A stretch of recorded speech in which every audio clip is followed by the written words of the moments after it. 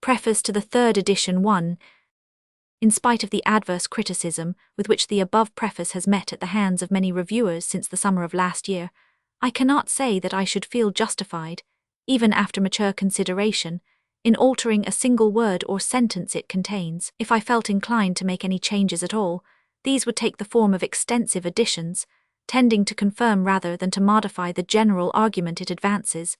But any omissions of which I may have been guilty in the first place have been so fully rectified since, thanks to the publication of the English translations of Daniel Halevey's and Henry Lichtenberger's works, The Life of Friedrich Nietzsche, 2, and The Gospel of Superman, 3 respectively, that, were it not for the fact that the truth about this matter cannot be repeated too often, I should have refrained altogether from including any fresh remarks of my own in this third edition. In the works just referred to pp. 129 et seq., in Halevey's book, and pp. 78 et seq., in Lichtenberger's PGXV book, the statement I made in my preface to Thoughts Out of Season, vol. I, and which I did not think it necessary to repeat in my first preface to these pamphlets, will be found to receive the fullest confirmation. The statement in question was to the effect that many long years before these pamphlets were even projected, Nietzsche's apparent volte-face in regard to his hero Wagner had been not only foreshadowed, but actually stated in plain words, in 2 works written during his friendship with Wagner, the works referred to being The Birth of Tragedy, 1872, and Wagner in Bayreuth, 1875, of which Houston Stewart Chamberlain declares not only that it possesses undying classical worth, but that a perusal of it is indispensable to all who wish to follow the question of Wagner to its roots. 4. The idea that runs through the present work like a leitmotif, the idea that Wagner was at bottom more of a mime than a musician, was so far an ever-present thought with Nietzsche that it is ever impossible to ascertain the period when it was first formulated. In Nietzsche's wonderful autobiography, Ex Homo p. 88, in the section dealing with the early works just mentioned, we find the following passage. In the second of the 2 essays Wagner in Bayreuth with a profound certainty of instinct, I already characterized the elementary factor in Wagner's nature as a theatrical talent, which in all his means and aspirations draws its final conclusions. P.G. Roman 17, and as early as 1874 Nietzsche wrote in his diary, Wagner is a born actor. Just as Goethe was an abortive painter and Schiller an abortive orator, so Wagner was an abortive theatrical genius. His attitude to music is that of the actor, for he knows how to sing and speak, as it were out of different souls and from absolutely different worlds, Tristan and the Meistersinger.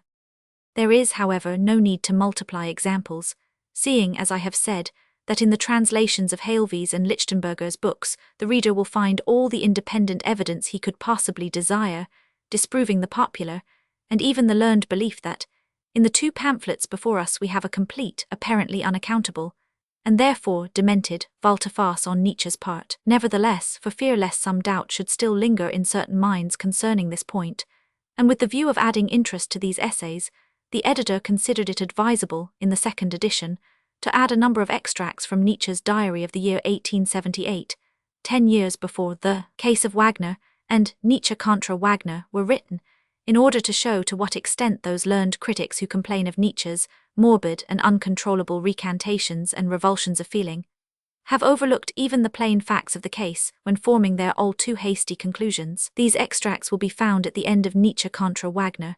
While reading them, however, it should not be forgotten that they were never intended for publication by Nietzsche himself, a fact which accounts for their unpolished and sketchy form, and PGXV that they were first published in vol. Xi of the first German library edition, pp.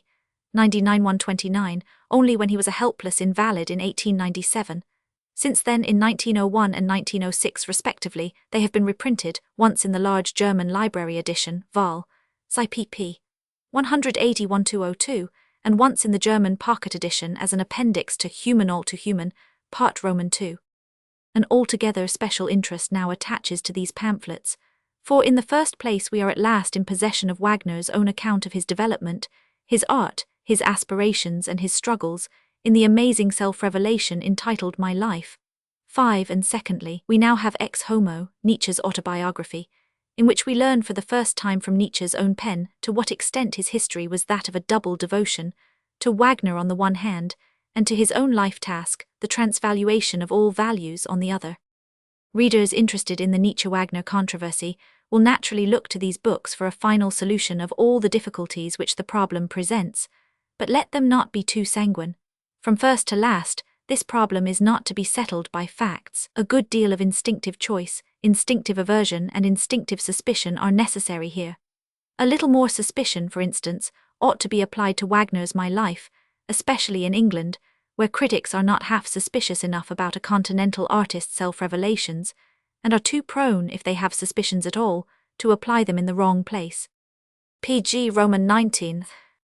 An example of this want of finesse in judging foreign writers is to be found in Lord Morley's work on Rousseau, a book which ingenuously takes for granted everything that a writer like Rousseau cares to say about himself, without considering for an instant the possibility that Rousseau might have practiced some hypocrisy. In regard to Wagner's life, we might easily fall into the same error. That is to say, we might take seriously all he says concerning himself and his family affairs. We should beware of this, and should not even believe Wagner when he speaks badly about himself. No one speaks badly about himself without a reason, and the question in this case is to find out the reason. Did Wagner, in the belief that genius was always immoral, wish to pose as an immoral egotist, in order to make us believe in his genius, of which he himself was none too sure in his innermost heart? Did Wagner wish to appear sincere in his biography, in order to awaken in us a belief in the sincerity of his music, which he likewise doubted, but wished to impress upon the world as true? Or did he wish to be thought badly of in connection with things that were not true, and that consequently did not affect him, in order to lead us off the scent of true things, things he was ashamed of and which he wished the world to ignore, just like Rousseau? The similarity between the two is more than a superficial one, who barbarously pretended to have sent his children to the Foundling Hospital, in order not to be thought incapable of having had any children at all. In short, where is the bluff in Wagner's biography? Let us therefore pgxx be careful about it, and all the more so because Wagner himself guarantees the truth of it in the prefatory note. If we were to be credulous here, we should moreover be acting in direct opposition to Nietzsche's own counsel, as given in the following Aphorisms, Nos. 19 and 20, p. 89. It is very difficult to trace the course of Wagner's development. No trust must be placed in his own description of his soul's experiences. He writes party pamphlets for his followers. It is extremely doubtful whether Wagner is able to bear witness about himself. While on p. 37 the note we read, Wagner was not proud enough to be able to suffer the truth about himself. Nobody had less pride than he. Like Victor Hugo, he remained true to himself even in his biography. He remained an actor. However, as a famous English judge has said, truth will come out even in the witness box, and, as we may add in this case, even in an autobiography. There is one statement in Wagner's My Life which sounds true to my ears at least, a statement which in my opinion has some importance, and to which Wagner himself seems to grant a mysterious significance. I refer to the passage on p. 93 of Vol I, in which Wagner says, "Owing to the exceptional vivacity and innate susceptibility of my nature, I gradually became conscious of a certain power of transporting or bewildering my more indolent companions." This seems innocent enough. When, however, it is read in conjunction with Nietzsche's trenchant pgx criticism, particularly on pp. 14, 15, 16, 17 and 18 of this work, and also with a knowledge of Wagner's music, it becomes one of the most striking passages in Wagner's autobiography, for it records how soon he became conscious of his dominant instinct and faculty. I know perfectly well that the Wagnerites will not be influenced by these remarks. Their gratitude to Wagner is too great for this. He has supplied the precious varnish wherewith to hide the dull ugliness of our civilization. He has given to souls despairing over the materialism of this world, to souls despairing of themselves and longing to be rid of themselves, the indispensable hashish and morphia wherewith to deaden their inner discords. These discords are everywhere apparent nowadays. Wagner is therefore a common need, a common benefactor. As such he is bound to be worshipped and adored in spite of all egotistical and theatrical autobiographies. Albeit, signs are not wanting, at least among his Anglo-Saxon worshippers who stand even more in need of romanticism than their continental brethren, which show that, in order to uphold Wagner, people are now beginning to draw distinctions between the man and the artist. They dismiss the man as human all too human, but they still maintain that there are divine qualities in his music. However distasteful the task of disillusioning these psychological tyros may be, they should be informed that no such division of a man into two parts is permissible, save in Christianity, the the body and the soul, but that outside purely religious spheres it is utterly pgxz unwarrantable. There can be no such strange divorce between a bloom and the plant on which it blows, and has a black woman ever been known to give birth to a white child? Wagner, as Nietzsche tells us on p19, was something complete. He was a typical decadent in whom every sign of free will was lacking, in whom every feature was necessary. Wagner, allow me to add, was a typical representative of the 19th century, which was the century of contradictory values, of opposed instincts, and of every kind of inner disharmony. The genuine, the classical artists of that period, such men as Heine, Goethe, Stendhal, and Gobineau, overcame their inner strife, and each succeeded in making a harmonious whole out of himself, not indeed without a severe struggle, for every one of them suffered from being the child of his age, i.e., a decadent. The only difference between them and the Romanticists lies in the fact that they, the former, were conscious of what was wrong with them, and possessed the will and the strength to overcome their illness, whereas the Romanticists chose the easier alternative, namely, that of shutting their eyes on themselves. I am just as much a child of my age as Wagner, i.e., I am a decadent, says Nietzsche. The only difference is that I recognized the fact, that I struggled against it. What Wagner did was characteristic of all Romanticists and contemporary artists. He drowned and overshouted his inner discord by means of pgxz exuberant pathos and wild exaltation. Far be it from me to value Wagner's music in extenso here, this is scarcely a fitting opportunity to do so. But I think it might well be possible to show, on purely psychological grounds, how impossible it was for a man like Wagner to produce real art. For how can harmony, order, symmetry, mastery proceed from uncontrolled discord, disorder, disintegration, and chaos? The fact that an art which springs from such a marshy soil may, like certain paludal plants, be wonderful, gorgeous, and overwhelming, cannot be denied. But true art it is not. It is so just as little as Gothic architecture is.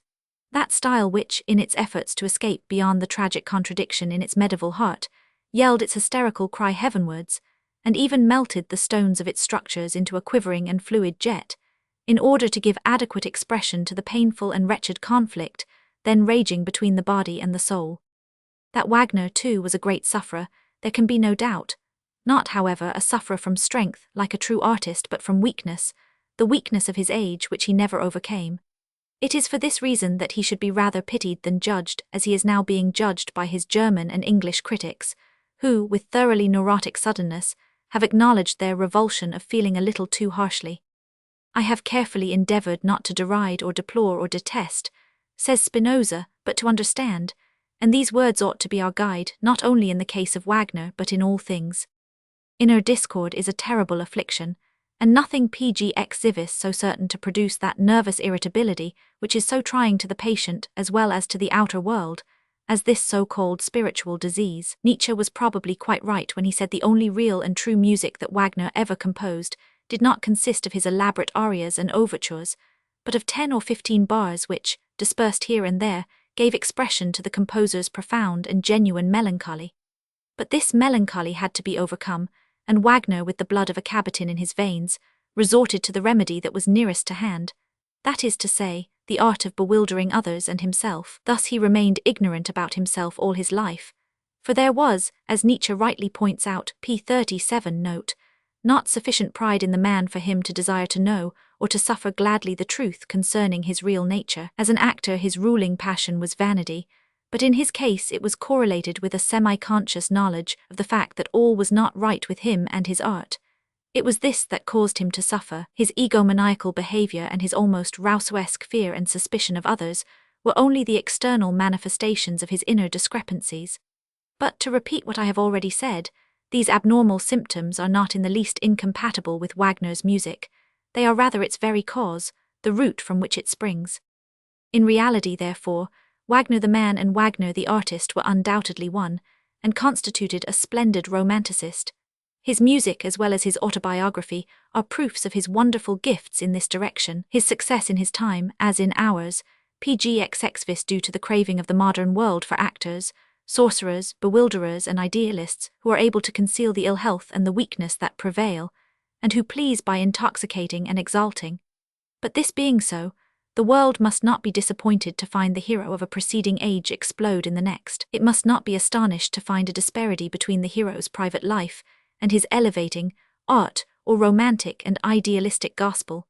As long as people will admire heroic attitudes more than heroism, such disillusionment is bound to be the price of their error. In a truly great man, life theory and life practice, if seen from a sufficiently lofty point of view, must and do always agree in an actor, in a romanticist, in an idealist, and in a Christian. There is always a yawning chasm between the two, which, whatever well-meaning critics may do, cannot be bridged posthumously by acrobatic feats in psychologists.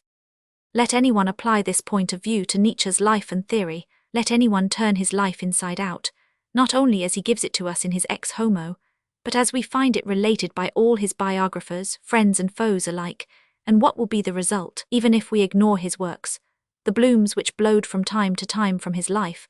We absolutely cannot deny the greatness of the man's private practice, and if we fully understand and appreciate the latter, we must be singularly deficient in instinct and in flair if we do not suspect that some of this greatness is reflected in his life task. Anthony M. Ludovic. London, July 1911. P.G. Roman 28. The Case of Wagner, A Musician's Problem. A Letter from Turin, May 1888.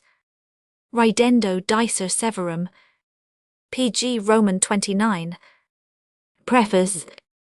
I am writing this to relieve my mind. It is not malice alone which makes me praise Bizet at the expense of Wagner in this essay. Amid a good deal of jesting, I wish to make one point clear, which does not admit of levity. To turn my back on Wagner was for me a piece of fate. To get to like anything else whatever afterwards was for me a triumph. Nobody perhaps had ever been more dangerously involved in Wagnerism, nobody had defended himself more obstinately against it, nobody had ever been so overjoyed at ridding himself of it. A long history, shall I give it a name? If I were a moralist, who knows what I might not call it, perhaps a piece of self-mastery. But the philosopher does not like the moralist, neither does he like highfalutin words. What is the first and last thing that a philosopher demands of himself? To overcome his age in himself, to become timeless. With what then does the philosopher have the greatest fight? With all that in him which makes him the child of his time. Very well then, I am just as much a child of my age as Wagner, i.e. I am a decadent. The only difference is that I recognize the fact pgxxx that I struggled against it. The philosopher in me struggled against it. My greatest preoccupation hitherto has been the problem of decadence, and I had reasons for this. Good and evil form only a playful subdivision of this problem. If one has trained one's eye to detect the symptoms of decline, one also understands morality. One understands what lies concealed beneath its holiest names and tables of values, e.g., impoverished life, the will to nonentity, great exhaustion. Morality denies life. In order to undertake such a mission, I was obliged to exercise self-discipline. I had to side against all that was morbid in myself, including Wagner, including Schopenhauer, including the whole of modern humanity, a profound estrangement, coldness and soberness towards all that belongs to my age, all that was contemporary, and as the highest wish Zarathustra's eye, an eye which surveys the whole phenomenon, mankind from an enormous distance, which looks down upon it. For such a goal, what sacrifice would not have been worthwhile? What self-mastery, what self-denial? The greatest event of my life took the form of a recovery. Wagner belongs only to my diseases. Not that I wish to appear ungrateful to this disease. If in this essay I support the proposition that Wagner is harmful, I none the less wish to pgxx point out unto whom, in spite of all, he is indispensable to the philosopher. Anyone else may perhaps be able to get on without Wagner, but the philosopher is not free to pass him by. The philosopher must be the evil conscience of his age, but to this end he must be possessed of its best knowledge, and what better guide or more thoroughly efficient revealer of the soul could be found for the labyrinth of the modern spirit than Wagner? Through Wagner, modernity speaks her most intimate language. It conceals neither its good nor its evil. It has thrown off all shame, and conversely, one has almost calculated the whole of the value of modernity once one is clear concerning what is good and evil in Wagner. I can perfectly well understand a musician of today who says, "I hate Wagner, but I can endure no other music." But I should also understand a philosopher who said, "Wagner is modernity in concentrated form. There is no help for it, we must first be Wagnerites." Pg 1. Yesterday, would you believe it? I heard Bizet's masterpiece for the 20th time. Once more I attended with the same gentle reverence. Once again I did not run away. This triumph over my impatience surprises me. How such a work completes one. Through it one almost becomes a masterpiece oneself. And as a matter of fact, each time I heard Carmen it seemed to me that I was more of a philosopher, a better philosopher than at other times. I became so forbearing, so happy, so Indian, so settled. To sit for 5 hours, the first step to holiness. May I be allowed to say that Bizet's orchestration is the only one that I can endure now? That other orchestration which is all the rage at present, the Wagnerian, is brutal, artificial and unsophisticated withal, hence its appeal to all the 3 senses of the modern soul at once. How terribly Wagnerian orchestration affects me. I call it the sirocco. A disagreeable sweat breaks out all over me. All my fine weather vanishes. Bizet's music seems to me perfect. It comes forward lightly, gracefully, stylishly. It is lovable, PG too, it does not sweat. All that is good is easy, everything divine runs with light feet. This is the first principle of my aesthetics. This music is wicked, refined, fatalistic, and withal remains popular. It possesses the refinement of a race, not of an individual. It is rich. It is definite. It builds, organizes, completes, and in this sense it stands as a contrast to the polypus in music, to endless melody. Have more painful, more tragic accents ever been heard on the stage before? And how are they obtained? Without grimaces, without counterfeiting of any kind, free from the lie of the grand style. In short, this music assumes that the listener is intelligent even as a musician. Thereby it is the opposite of Wagner, who, apart from everything else, was in any case the most ill-mannered genius on earth. Wagner takes us as if. He repeats a thing so often that we become desperate, that we ultimately believe it. And once more, I become a better man when Bizet speaks to me, also a better musician, a better listener. Is it in any way possible to listen better? I even burrow behind this music with my ears. I hear its very cause. I seem to assist at its birth. I tremble before the dangers which this daring music runs. I am enraptured over those happy accidents for which even Bizet himself may not be responsible. And, strange to say, at bottom I do not give it a thought, or am not aware how much thought I really do give it. For quite other ideas are running through my head the while. Has anyone ever observed that music emancipates the spirit, gives wings to thought, and that the PG3 more one becomes a musician, the more one is also a philosopher? The grey sky of abstraction seems thrilled by flashes of lightning. The light is strong enough to reveal all the details of things, to enable one to grapple with problems, and the world is surveyed as if from a mountain top. With this I have defined philosophic pathos, and unexpectedly answers drop into my lap, a small hailstorm of ice and wisdom of problems solved. Where am I? Bizet makes me productive. Everything that is good makes me productive. I have gratitude for nothing else, nor have I any other touchstone for testing what is good. Bizet's work also saves. Wagner is not the only saviour. With it one bids farewell to the damp north, and to all the fog of the Wagnerian ideal. Even the action in itself delivers us from these things. From Merimee it has this logic even in passion. From him it has the direct line, inexorable necessity. But what it has above all else is that which belongs to subtropical zones, that dryness of atmosphere, that limpidser of the air. Here in every respect the climate is altered. Here another kind of sensuality, another kind of sensitiveness, and another kind of cheerfulness make their appeal. This music is gay, but not in a French or German way. Its gaiety is African. Fate hangs over it, its happiness is short, sudden, without reprieve. I envy Bizet for having had the courage of this sensitiveness, which hitherto in the cultured music PG4 of Europe has found no means of expression. Of this southern, tawny, sunburnt sensitiveness. What a joy the golden afternoon of its happiness is to us. When we look out with this music in our minds, we wonder whether we have ever seen the sea so calm, and how soothing is this Moorish dancing, how for once even our insatiability gets sated by its lascivious melancholy. And finally love translated back into nature, not the love of a cultured girl, no sentimentality, but love as fate, as a fatality, cynical, innocent, cruel, and precisely in this way nature. The love whose means is war, whose very essence is the mortal hatred between the sexes. I know no case in which the tragic irony, which constitutes the kernel of love, is expressed with such severity, or in so terrible a formula, as in the last cry of Don José with which the work ends. Yes, it is I who have killed her. I, my adored Carmen. Such a conception of love, the only one worthy of a philosopher, is rare. It distinguishes one work of art from among 1,000 others. For, as a rule, artists are no better than the rest of the world, they are even worse. They misunderstand love. Even Wagner misunderstood it. They imagine that they are selfless in it because they appear to be seeking the advantage of another creature, often to their own disadvantage, but in return they want to possess the other creature. Even PG5 God is no exception to this rule. He is very far from thinking, what does it matter to thee whether I love thee or not? He becomes terrible if he is not loved in return l'âme, and with this principle one carries one's point against gods and men, est de tous les sentiments le plus égoïste, et par consequent lorsqu'il est blesse, le moins généreux, be constant. Perhaps you are beginning to perceive how very much this music improves me. Il faut méditerraniser la musique, and I have my reasons for this principle, beyond good and evil, pp. 216 et seq, the return to nature, health, good spirits, youth, virtue, and yet I was one of the most corrupted Wagnerites. I was able to take Wagner seriously. Oh, this old magician, what tricks has he not played upon us? The first thing his art places in our hands is a magnifying glass. We look through it, and we no longer trust our own eyes. Everything grows bigger, even Wagner grows bigger. What a clever rattlesnake. Throughout his life he rattled resignation, loyalty and purity about our ears, and he retired from the corrupt world with a song of praise to chastity. And we believed it all. But you will not listen to me. You prefer even the problem of Wagner to that of Bizet, but neither do I underrate it. It has its charm. The problem of salvation is even a venerable problem. Wagner pondered over nothing so deeply as over salvation.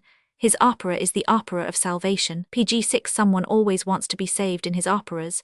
Now it is a youth, anon it is a maid. This is his problem, and how lavishly he varies his leitmotif. What rare and melancholy modulations. If it were not for Wagner, who would teach us that innocence has a preference for saving interesting sinners. The case in Tannhäuser, or that even the eternal Jew gets saved and settled down when he marries. The case in The Flying Dutchman, or that corrupted old females prefer to be saved by chaste young men. The case of Contra, or that young hysterics like to be saved by their doctor. The case in Lohengrin, or that beautiful girls most love to be saved by a knight who also happens to be a Wagnerite. The case in The Mastersingers, or that even married women also like to be saved by a knight. The case of Isolde, or that the venerable Almighty, after having compromised himself morally in all manner of ways, is at last delivered by a free spirit and an immoralist. The case in The Ring. Admire more especially this last piece of wisdom. Do you understand it? I take good care not to understand it. That it is possible to draw yet other lessons from the works above mentioned, I am much more ready to prove than to dispute. That one may be driven by a Wagnerian ballet to desperation, and to virtue. Once again the case in Tannhäuser, that not going to bed at the right time may be followed by the worst consequences.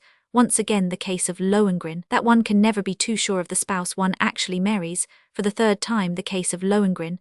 Tristan and Pg 7 Isolde glorifies the perfect husband who in a certain case can ask only one question. But why have ye not told me this before? Nothing could be simpler than that. Reply. That I cannot tell thee. And what thou askest, that wilt thou never learn. Lohengrin contains a solemn ban upon all investigation and questioning. In this way Wagner stood for the Christian concept, thou must and shalt believe. It is a crime against the highest and the holiest to be scientific. The Flying Dutchman preaches the sublime doctrine that woman can moor the most erratic soul, or to put it into Wagnerian terms, save him. Here we venture to ask a question. Supposing that this were actually true, would it therefore be desirable? What becomes of the eternal Jew, whom a woman adores and enchains? He simply ceases from being eternal, he marries. That is to say, he concerns us no longer. Transferred into the realm of reality, the danger for the artist and for the genius, and these are of course the eternal Jews, resides in woman. Adoring women are their ruin. Scarcely anyone has sufficient character not to be corrupted. Saved, when he finds himself treated as a god, he then immediately condescends to woman. Man is a coward in the face of all that is eternally feminine, and this the girls know. In many cases of woman's love, and perhaps precisely in the most famous ones, the love is no more than a refined form of parasitism, a making one's nest in Pg8 another's soul, and sometimes even in another's flesh. Ah, and how constantly at the cost of the host. We know the fate of Goethe in old maidish moraling corroded Germany. He was always offensive to Germans, he found honest admirers only among Jewesses. Schiller, noble Schiller who cried flowery words into their ears, he was a man after their own heart. What did they reproach Goethe with? With the Mount of Venus, and with having composed certain Venetian epigrams. Even Klopstock preached him a moral sermon. There was a time when Herder was fond of using the word Priapus when he spoke of Goethe. Even Wilhelm Meister seemed to be only a symptom of decline, of a moral going to the dogs, the menagerie of tame cattle. The worthlessness of the hero in this book, revolted Niebuhr, who finally bursts out in a plaint which by Terolf 8 might well have sung. Nothing so easily makes a painful impression as when a great mind despoils itself of its wings and strives for virtuosity in something greatly inferior, while it renounces more lofty aims. But the most indignant of all was the cultured woman. All smaller courts in Germany, every kind of Puritanism made the sign of the cross at the sight of Goethe, at the thought of the unclean spirit in Goethe. This history was what Wagner set to music. He saves Goethe, that goes without saying, but he does so in such a clever way that he also takes the side of the cultured woman. PG-009 Goethe gets saved. A prayer saves him, a cultured woman draws him out of the mire. As to what Goethe would have thought of Wagner, Goethe once set himself the question, what danger hangs over all romanticists, the fate of romanticists? His answer was, to choke over the rumination of moral and religious absurdities. In short, Parsifal, the philosopher, writes thereto an epilogue: holiness, the only remaining higher value still seen by the mob or by woman, the horizon of the ideal for all those who are naturally short-sighted.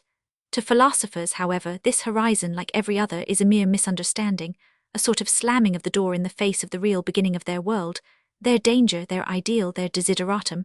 In more polite language, la philosophie n'y suffit par au grand nombre. Il lui faut la sainteté.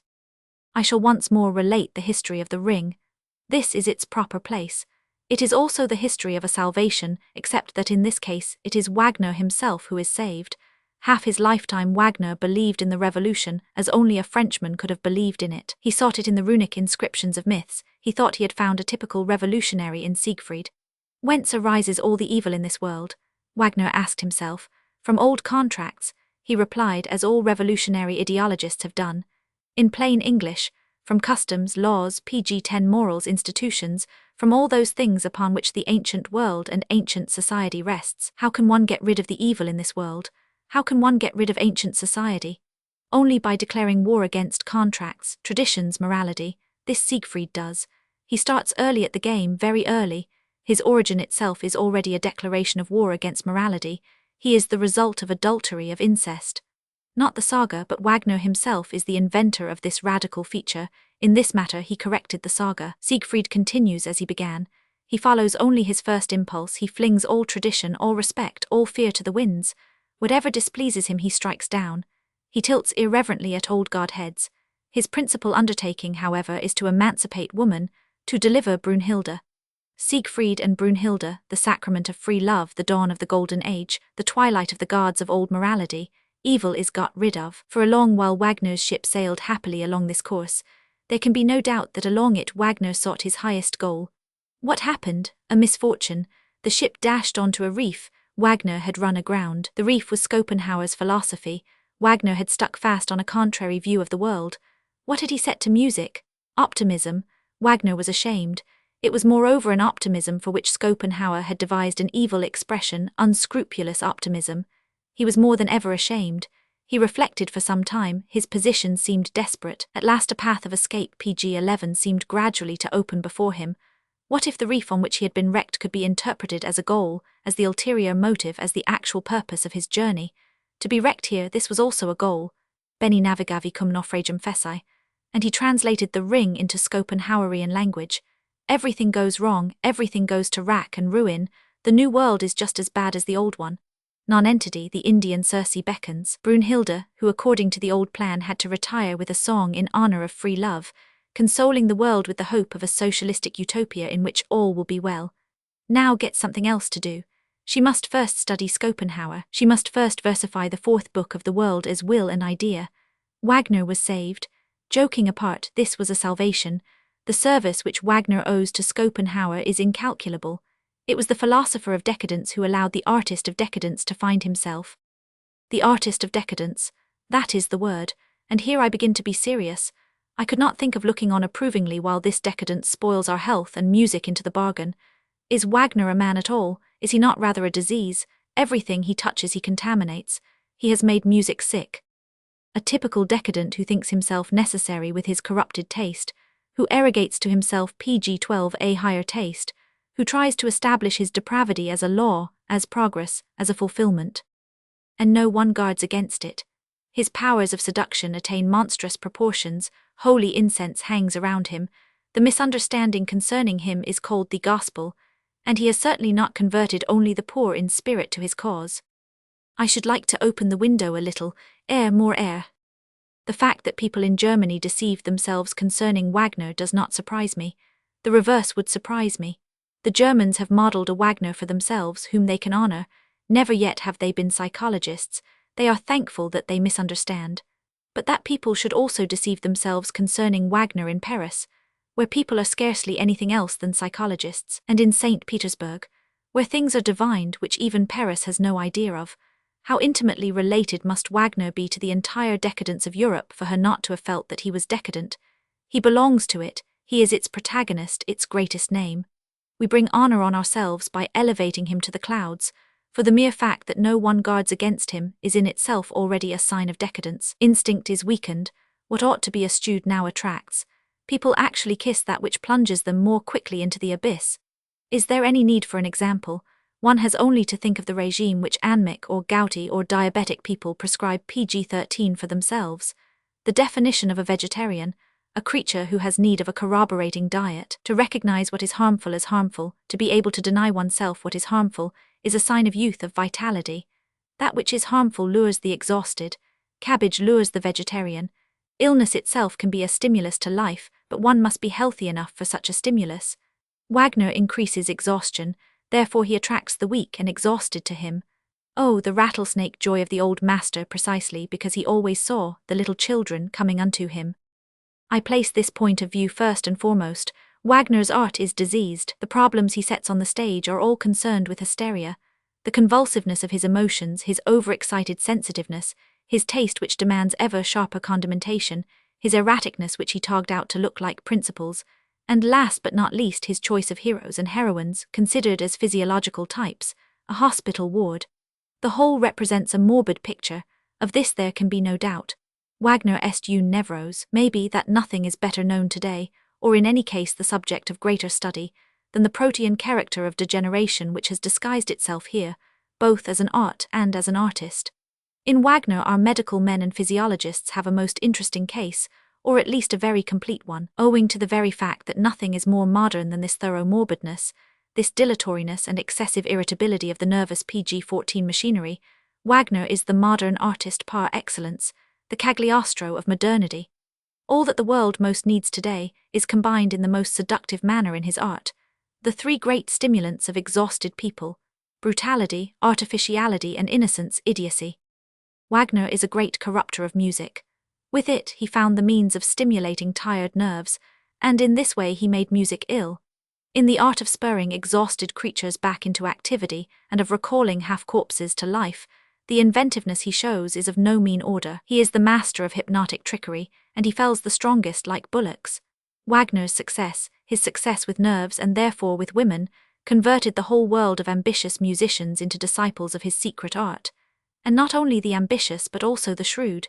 Only with morbid music can money be made today. Our big theatres live on Wagner. Once more I will venture to indulge in a little levity. Let us suppose that Wagner's success could become flesh and blood and assume a human form, that, dressed up as a good-natured musical savant, it could move among budding artists. How do you think it would then be likely to express itself? My friends, it would say, let us exchange a word or two in private. It is easier to compose bad music than good music.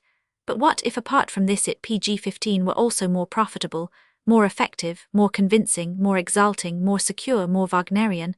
Pulchrum est pocorum hominum, bad enough in all conscience. We understand Latin, and perhaps we also understand which side our bread is buttered. Beauty has its drawbacks, we know that. Wherefore beauty then? Why not rather aim at size, at the sublime, the gigantic, that which moves the masses? And to repeat, it is easier to be titanic than to be beautiful, we know that. We know the masses, we know the theatre. The best of those who assemble there, German youths, horned Siegfrieds and other Wagnerites, require the sublime, the profound, and the overwhelming. This much still lies within our power, and as for the others who assemble there, the cultured cretins, the blasé pygmies, the eternally feminine, the gastrically happy, in short the people, they also require the sublime, the profound, the overwhelming. All these people argue in the same way. He who overthrows us is strong, he who elevates us is godly, he who makes us wonder vaguely is profound. Let us make up our mind then, my friends in music. We do want to overthrow them, we do want to elevate them, we do want to make them wonder vaguely. this much still lies within our powers. In regard to the process of making them wonder, it is here that our notion of style finds its starting point. Above all, no thoughts. Nothing is more compromising than a thought, but the state of mind which precedes thought, the labor pg-16 of the thought still unborn, the promise of future thought, the world as it was before God created it, a recrudescence of chaos. Chaos makes people wonder. In the words of the Master, infinity but without melody. In the second place, with regard to the overthrowing, this belongs at least in part to physiology. Let us in the first place examine the instruments. A few of them would convince even our intestines, they throw open doors, as Handel would say, others becharm our very marrow. The colour of the melody is all important here, the melody itself is of no importance. Let us be precise about this point. To what other purpose should we spend our strength? Let us be characteristic in tone even to the point of foolishness. If by means of tones we allow plenty of scope for guessing, this will be put to the credit of our intellects. Let us irritate nerves, let us strike them dead. Let us handle thunder and lightning, that is what overthrows. But what overthrows best is passion. We must try and be clear concerning this question of passion. Nothing is cheaper than passion. All the virtues of counterpoint may be dispensed with, there is no need to have learnt anything, but passion is always within our reach. Beauty is difficult, let us beware of beauty, and also of melody. However much in earnest we may otherwise be about the ideal, let us slander, my friends, let us slander. Let us slander melody. Nothing is more dangerous than a beautiful melody. Nothing is pg-17 more certain to ruin taste. My friends, if people again set about loving beautiful melodies, we are lost. First principle, melody is immoral. Proof, Palestrina, application, Parsifal. The absence of melody is in itself sanctifying. And this is the definition of passion. Passion, or the acrobatic feats of ugliness on the tightrope of enharmonic. My friends, let us dare to be ugly. Wagner dared it. Let us heave the mud of the most repulsive harmonies undauntedly before us. We must not even spare our hands, only thus shall we become natural. And now a last word of advice. Perhaps it covers everything, let us be idealists. If not the cleverest, it is at least the wisest thing we can do. In order to elevate men, we ourselves must be exalted. Let us wander in the clouds, let us harangue eternity, let us be careful to group great symbols all around us. Sursum, bumbum, there is no better advice. The heaving breast shall be our argument, beautiful feelings our advocates. Virtue still carries its point against counterpoint. How could he who improves us help being better than we? Man has ever thought thus. Let us therefore improve mankind. In this way we shall become good, in this way we shall even become classics. Schiller became a classic. The straining after the base excitement of the senses, after so-called beauty, shattered the nerves of the Italians. Let us remain German. Even Mozart's relation to music, Wagner spoke this word of comfort to us, was at bottom frivolous. pg-18. Never let us acknowledge that music may be a recreation, that it may enliven, that it may give pleasure. Never let us give pleasure. We shall be lost if people once again think of music hedonistically. That belongs to the bad 18th century. On the other hand, nothing would be more advisable between ourselves than a dose of cant, sit venia verbo. This imparts dignity, and let us take care to select the precise moment when it would be fitting to have black looks, to sigh openly, to sigh devoutly, to flaunt grand Christian sympathy before their eyes. Man is corrupt, who will save him? What will save him? Do not let us reply, we must be on our guard, we must control our ambition which would bid us found new religions. But no one must doubt that it is we who save him, that in our music alone salvation is to be found. See Wagner's essay, Religion and Art. Enough, enough. I fear that beneath all my merry jests you are beginning to recognize the sinister truth only too clearly, the picture of the decline of art, of the decline of the artist. The latter, which is a decline of character, might perhaps be defined provisionally in the following manner.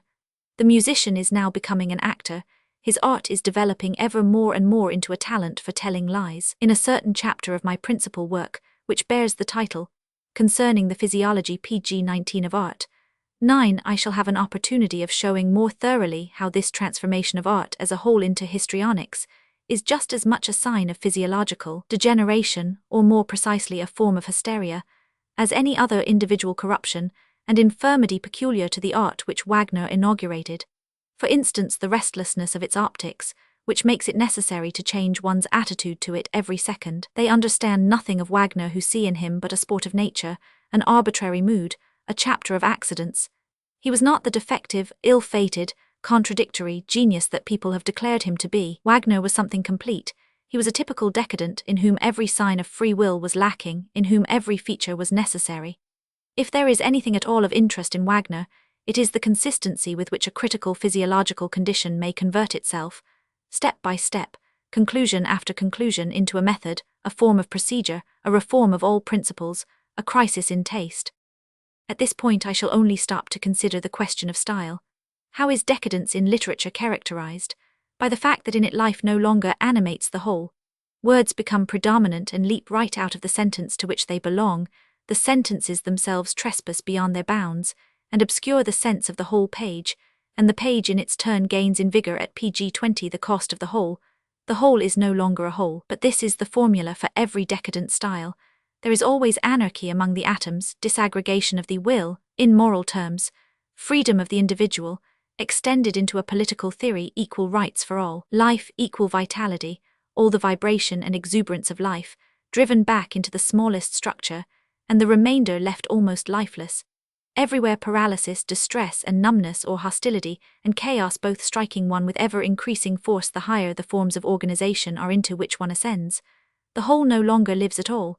It is composed, reckoned up, artificial, a fictitious thing. In Wagner's case, the first thing we notice is an hallucination, not of tones, but of attitudes. Only after he has the latter does he begin to seek the semiotics of tone for them. If we wish to admire him, we should observe him at work here. How he separates and distinguishes, how he arrives at small unities, and how he galvanizes them, accentuates them, and brings them into preeminence. But in this way he exhausts his strength, the rest is worthless.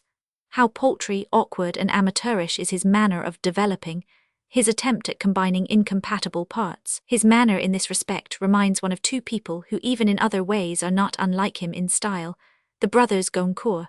One almost feels compassion for so much impotence that Wagner disguised his inability to create organic forms under the cloak of a principle, that he should have constructed pg21a dramatic style, out of what we should call the total inability to create any style whatsoever, is quite in keeping with that daring habit, which stuck to him throughout his life, of setting up a principle wherever capacity failed him.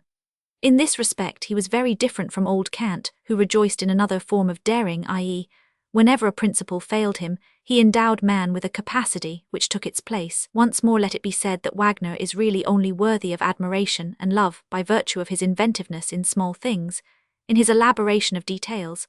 Here one is quite justified in proclaiming him a master of the first rank, as our greatest musical miniaturist, who compresses an infinity of meaning and sweetness into the smallest space. His wealth of colour, of chiaroscuro, of the mystery of a dying light, so pampers our senses that afterwards almost every other musician strikes us as being too robust. If people would believe me, they would not form the highest idea of Wagner from that which pleases them in him today. All that was only devised for convincing the masses, and people like ourselves recoil from it, just as one would recoil from too garish a fresco. What concern have we with the irritating brutality of the overture to the Tannhäuser? Or with the Walkery Circus? Whatever has become popular in Wagner's art, including that which has become so outside the theatre, is in bad taste and spoils taste. The Tannhäuser march seems to me to savour of the Philistine. The overture to the Flying Dutchman is Much Ado About Nothing. pg22, the prelude to Lohengrin, was the first, only too insidious, only too successful example of how one can hypnotize with music. I dislike all music which aspires to nothing higher than to convince the nerves. But apart from the Wagner who paints frescoes and practices magnetism, there is yet another Wagner who hoards small treasures. Our greatest melancholic in music, full of side glances, loving speeches, and words of comfort, in which no one ever forestalled him, the tone master of melancholy and drowsy happiness, a lexicon of Wagner's most intimate phrases, a host of short fragments of from 5 to 15 bars each, of music which nobody knows. Wagner had the virtue of decadence, pity. Very good, but how can this decadence spoil one's taste if perchance one is not a musician, if perchance one is not oneself a decadent? Conversely, how can one help it? Just you try it. You know not what Wagner is, quite a great actor. Does a more profound, a more ponderous influence exist on the stage? Just look at these youthlets, all benumbed, pale, breathless. They are Wagnerites, they know nothing about music, and yet Wagner gets the mastery of them. Wagner's art presses with the weight of 100 atmospheres. Do but submit, there is nothing else to do. Wagner the actor is a tyrant, his pathos flings all taste, all resistance to the winds. PG 23. Who else has this persuasive power in his attitudes? Who else sees attitudes so clearly before anything else? This holding of its breath in Wagnerian pathos, this disinclination to have done with an intense feeling, this terrifying habit of dwelling on a situation in which every instant almost chokes one. Was Wagner a musician at all? In any case, he was something else to a much greater degree, that is to say, an incomparable histrio, the greatest mime, the most astounding theatrical genius that the Germans have ever had, our scenic artist par excellence. He belongs to some other sphere than the history of music, with whose really great and genuine figure he must not be confounded. Wagner and Beethoven, this is blasphemy, and above all it does not do justice even to Wagner. As a musician he was no more than what he was as a man. He became a musician, he became a poet, because the tyrant in him, his actor's genius, drove him to be both. Nothing is known concerning Wagner, so long as his dominating instinct has not been divined. Wagner was not instinctively a musician. And this he proved by the way in which he abandoned all laws and rules, or in more precise terms, all style in music, in order to make what he wanted with it, i.e., a rhetorical medium for the stage, a medium of expression, a means of accentuating an attitude, a vehicle of suggestion and of the psychologically picturesque. In this department, Wagner may well stand as an inventor and an innovator of the first order. He increased the powers of speech PG 24 of music to an incalculable degree. He is the Victor Hugo of music as language, provided always we allow that under certain circumstances music may be something which is not music but speech instrument, ancilla dramaturgica. Wagner's music, not in the tender care of theatrical taste, which is very tolerant, is simply bad music, perhaps the worst that has ever been composed. When a musician can no longer count up to 3, he becomes dramatic, he becomes Wagnerian. Wagner almost discovered the magic which can be wrought even now by means of music, which is both incoherent and elementary. His consciousness of this attains to huge proportions, as does also his instinct to dispense entirely with higher law and style. The elementary factors, sound, movement, color, in short, the whole sensuousness of music, suffice. Wagner never calculates as a musician with a musician's conscience. All he strains after is effect, nothing more than effect, and he knows what he has to make an effect upon. In this, he is as unhesitating as Schiller was, as any theatrical man must be. He has also the latter's contempt for the world which he brings to its knees before him. A man is an actor when he is ahead of mankind in his possession of this one view, that everything which has to strike people as true must not be true. This rule was formulated by Talma. It contains the whole psychology of the actor, it also contains, and this we need not doubt, all his morality. Wagner's music is never true. But it is supposed to be so, and thus everything is as it should be. As long as we are young and PG 025 Wagnerites into the bargain, we regard Wagner as rich, even as the model of a prodigal giver, even as a great landlord in the realm of sound. We admire him in very much the same way as young Frenchmen admire Victor Hugo, that is to say, for his royal liberality. Later on we admire the one as well as the other for the opposite reason, as masters and paragons in economy, as prudent Amphitrions. Nobody can equal them in the art of providing a princely board with such a modest outlay. The Wagnerite, with his credulous stomach, is even sated with the fare which his master conjures up before him, but we others who, in books as in music, desire above all to find substance, and who are scarcely satisfied with the mere representation of a banquet, are much worse off. In plain English, Wagner does not give us enough to masticate. His recitative, very little meat, more bones and plenty of broth, I christened alla Genovese. I had no intention of flattering the Genoese with this remark, but rather the older recitativo, the recitativo secco, and as to Wagnerian leitmotif, I fear I lack the necessary culinary understanding for it. If hard-pressed, I might say that I regard it perhaps as an ideal toothpick, as an opportunity of ridding one's self of what remains of one's meal. Wagner's arias are still left over, but now I shall hold my tongue. Even in his general sketch of the action, Wagner is above all an actor. The first thing that occurs to him is a scene which is certain to produce a PG 26 strong effect, a real actio, 10 with a bas-relievo of attitudes. An overwhelming scene, this he now proceeds to elaborate more deeply, and out of it he draws his characters. The whole of what remains to be done follows of itself, fully in keeping with a technical economy which has no reason to be subtle. It is not Corneille's public that Wagner has to consider, it is merely the 19th century. Concerning the actual requirements of the stage, Wagner would have about the same opinion as any other actor of today: a series of powerful scenes, each stronger than the one that preceded it, and, in between, all kinds of clever nonsense. His first concern is to guarantee the effect of his work. He begins with the third act. He approves his work according to the quality of its final effect. Guided by this sort of understanding of the stage, there is not much danger of one's creating a drama unawares. Drama demands inexorable logic, but what did Wagner care about logic? Again I say, it was not Corneille's public that he had to consider, but PG-27 merely Germans. Everybody knows the technical difficulties before which the dramatist often has to summon all his strength and frequently to sweat his blood. The difficulty of making the plot seem necessary and the unravelment as well, so that both are conceivable only in a certain way, and so that each may give the impression of freedom, the principle of the smallest expenditure of energy. Now the very last thing that Wagner does is to sweat blood over the plot, and on this and the unravelment he certainly spends the smallest possible amount of energy. Let anybody put one of Wagner's plots under the microscope, and I wager that he will be forced to laugh. Nothing is more enlivening than the dilemma in Tristan, unless it be that in the Mastersingers. Wagner is no dramatist, let nobody be deceived on this point. All he did was to love the word drama. He always loved fine words.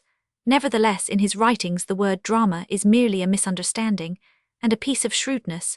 Wagner always affected superiority in regard to the word opera, just as the word spirit is a misunderstanding in the New Testament. He was not enough of a psychologist for drama. He instinctively avoided a psychological plot. But how? By always putting idiosyncrasy in its place. Very modern, very Parisian, very decadent. Incidentally, the plots that Wagner knows how to unravel with the help of dramatic inventions are of quite another kind.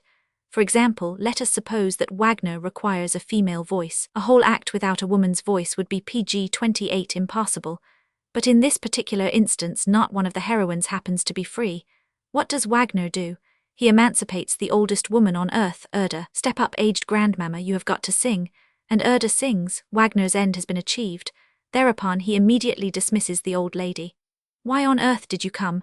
Off with you, kindly go to sleep again. In short, a scene full of mythological awe, before which the Wagnerite wonders all kinds of things. But the substance of Wagner's texts, their mythical substance, their eternal substance.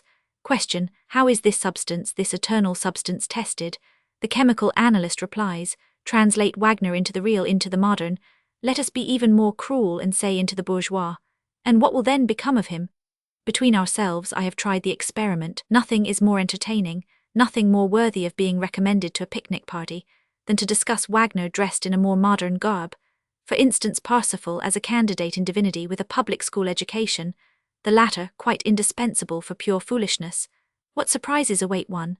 Would you believe it that Wagner's heroines, one and all, once they have been divested of the heroic husks, are almost indistinguishable from MDME Bovary, just as one can conceive conversely of Flaubert's being well able to transform all his heroines into Scandinavian or Carthaginian women, and then to offer them to Wagner in this mythologized form as a libretto. Indeed, generally PG-29 speaking, Wagner does not seem to have become interested in any other problems than those which engross the little Parisian decadents of today.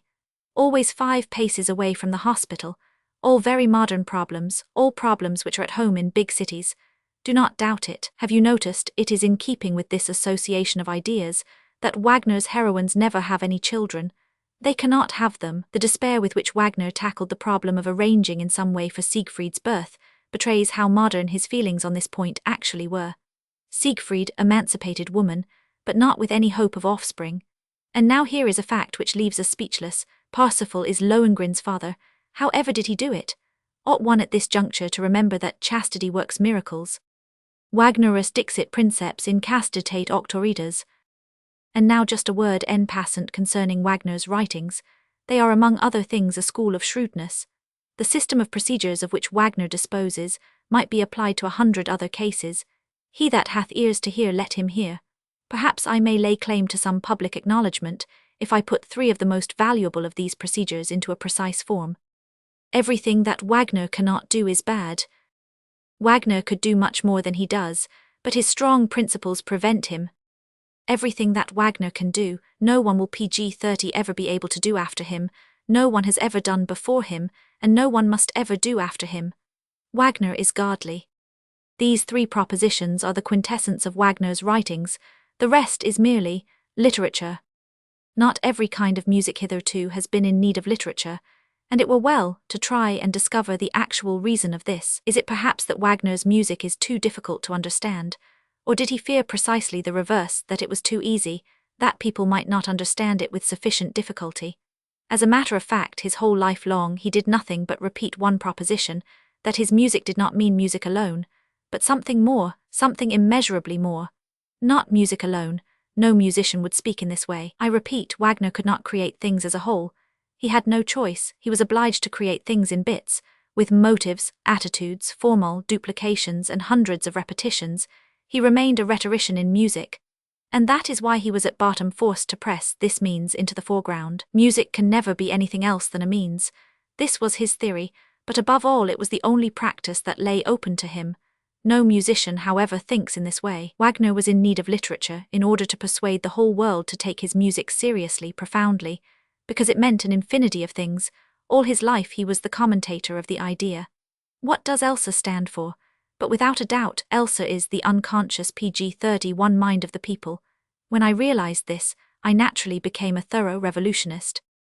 Do not let us forget that, when Hegel and Schelling were misleading the minds of Germany, Wagner was still young, that he guessed, or rather fully grasped, that the only thing which Germans take seriously is the idea, that is to say, something obscure, uncertain, wonderful, that among Germans lucidity is an objection, logic a refutation. Schopenhauer rigorously pointed out the dishonesty of Hegel's and Schelling's age, rigorously, but also unjustly, for he himself, the pessimistic old counterfeiter, was in no way more honest than his more famous contemporaries. But let us leave morality out of the question. Hegel is a matter of taste, and not only of German but of European taste, a taste which Wagner understood, which he felt equal to, which he has immortalized. All he did was to apply it to music. He invented a style for himself which might mean an infinity of things. He was Hegel's heir, music as idea. And how well Wagner was understood. The same kind of man who used to gush over Hegel now gushes over Wagner. In his school they even write Hegelian. But he who understood Wagner best was the German youthlet. The two words infinity and meaning were sufficient for this. At their sound the youthlet immediately began to feel exceptionally happy. Wagner did not conquer these boys with music, but with the idea. It is PG-32, the enigmatical vagueness of his art, its game of hide-and-seek amid 100 symbols, its polychromy and ideals, which leads and lures the lads. It is Wagner's genius for forming clouds, his sweeps and swoops through the air, his ubiquity and nullibiety, precisely the same qualities with which Hegel led and lured in his time. Moreover, in the presence of Wagner's multifariousness, plenitude and arbitrariness, they seem to themselves justified, saved. Tremulously they listen while the great symbols in his art seem to make themselves heard from out the misty distance, with a gentle roll of thunder, and they are not at all displeased if at times it gets a little grey, gruesome and cold. Are they not one and all, like Wagner himself, on quite intimate terms with bad weather, with German weather? Wotan is their god, but Wotan is the god of bad weather. They are right. How could these German youths in their present condition miss what we Halcyonians miss in Wagner, i.e., la Scienza, light feet, wit, fire, grave, grand logic, stellar dancing, wanton intellectuality, the vibrating light of the south, the calm sea, perfection. I have mentioned the sphere to which Wagner belongs, certainly not to the history of music. What, however, does he mean historically? The rise of the actor in music, a momentous event which not only leads me to think but also to fear. In a word, Wagner and Liszt. Never yet PG-33 have the uprightness and genuineness of musicians been put to such a dangerous test. It is glaringly obvious. Great success, mob success, is no longer the achievement of the genuine. In order to get it, a man must be an actor. Victor Hugo and Richard Wagner, they both prove one and the same thing, that in declining civilizations, wherever the mob is allowed to decide, genuineness becomes superfluous, prejudicial, unfavorable. The actor alone can still kindle great enthusiasm. And thus it is his golden age which is now dawning, his and that of all those who are in any way related to him. With drums and fifes, Wagner marches at the head of all artists in declamation, in display and virtuosity. He began by convincing the conductors of orchestras, the scene shifters and stage singers, not to forget the orchestra. He delivered them from monotony. The movement that Wagner created has spread even to the land of knowledge. Whole sciences pertaining to music are rising slowly, out of centuries of scholasticism. As an example of what I mean, let me point more particularly to Riemann's services to rhythmics. He was the first who called attention to the leading idea in punctuation, even for music. Unfortunately, he did so with a bad word. He called it phrasing. All these people, and I say it with gratitude, are the best, the most respectable among Wagner's admirers. They have a perfect right to honor Wagner. The same instinct unites them with one another. In him they recognize their highest type, and since he has inflamed them with his own ardor, they feel pg-34 themselves transformed into power, even into great power. In this quarter, if anywhere, Wagner's influence has really been beneficent. Never before has there been so much thinking, willing, and industry in this sphere. Wagner endowed all these artists with a new conscience. What they now exact and obtain from themselves, they had never exacted before Wagner's time. Before then they had been too modest. Another spirit prevails on the stage. Since Wagner rules there, the most difficult things are expected. Blame is severe, praise very scarce. The good and the excellent have become the rule. Taste is no longer necessary, nor even is a good voice. Wagner is sung only with ruined voices. This has a more dramatic effect. Even talent is out of the question. Expressiveness at all costs, which is what the Wagnerian ideal, the ideal of decadence, demands, is hardly compatible with talent. All that is required for this is virtue, that is to say, training, automatism, self-denial. Neither taste, voices, nor gifts. Wagner's stage requires but one thing: Germans. The definition of a German, an obedient man with long legs. There is a deep significance in the fact that the rise of Wagner should have coincided with the rise of the empire. Both phenomena are a proof of one and the same thing: obedience and long legs. Never have people been more obedient, never have they been so well ordered about. The conductors of Wagnerian orchestras, more particularly, are worthy of an age, which posterity will one day call with timid awe, the classical age of war. pg-35. Wagner understood how to command. In this respect, too, he was a great teacher. He commanded as a man who had exercised an inexorable will over himself, as one who had practiced lifelong discipline. Wagner was perhaps the greatest example of self-violence in the whole of the history of art. Even Alfieri, who in other respects is his next of kin, is outdone by him. The note of a Torinese. This view, that our actors have become more worthy of respect than heretofore, does not imply that I believe them to have become less dangerous. But who is in any doubt as to what I want, as to what the three requisitions are concerning which my wrath and my care and love of art have made me open my mouth on this occasion? That the stage should not become master of the arts, that the actor should not become the corrupter of the genuine, that music should not become an art of lying. Friedrich Nietzsche. pg-36. Postscript. The gravity of these last words allows me at this point to introduce a few sentences out of an unprinted essay, which will at least leave no doubt as to my earnestness in regard to this question. The title of this essay is What Wagner Has Cost Us. One pays dearly for having been a follower of Wagner. Even today a vague feeling that this is so still prevails. Even Wagner's success, his triumph, did not uproot this feeling thoroughly. But formerly it was strong, it was terrible, it was a gloomy hate throughout almost 3/4 of Wagner's life. The resistance which he met with among us Germans cannot be too highly valued or too highly honored. People guarded themselves against him as against an illness, not with arguments, it is impossible to refute an illness, but with obstruction, with mistrust, with repugnance, with loathing, with sombre earnestness, as though he were a great rampant danger. The aesthetes gave themselves away when out of 3 schools of German philosophy they waged an absurd war against Wagner's principles with ifs and fors. What did he care about principles, even his own? The Germans themselves had enough instinctive good sense to dispense with every if and for in this matter. An instinct is weakened when it becomes conscious, for by pg-37 becoming conscious it makes itself feeble. If there were any signs that in spite of the universal character of European decadence, there was still a modicum of health, still an instinctive premonition of what is harmful and dangerous, residing in the German soul, then it would be precisely this blunt resistance to Wagner which I should least like to see. Underrated, it does us honor, it gives us some reason to hope. France no longer has such an amount of health at her disposal. The Germans, these loiterers par excellence as history shows, are today the most backward among the civilized nations of Europe. This has its advantages, for they are thus relatively the youngest. One pays dearly for having been a follower of Wagner. It is only quite recently that the Germans have overcome a sort of dread of him. The desire to be rid of him occurred to them again and again. Does anybody remember a very curious occurrence in which, quite unexpectedly towards the end, this PG old feeling once more manifested itself? It happened at Wagner's funeral. The first Wagner Society, the one in Munich, laid a wreath on his grave with this inscription, which immediately became famous: "Salvation to the Saviour." Everybody admired the lofty inspiration which had dictated this inscription, as also the taste which seemed to be the privilege of the followers of Wagner. Many also, however, it was singular enough, made this slight alteration in it: "Salvation from the Saviour." People began to breathe again. One pays dearly for having been a follower of Wagner. Let us try to estimate the influence of this worship upon culture. Whom did this movement press to the front?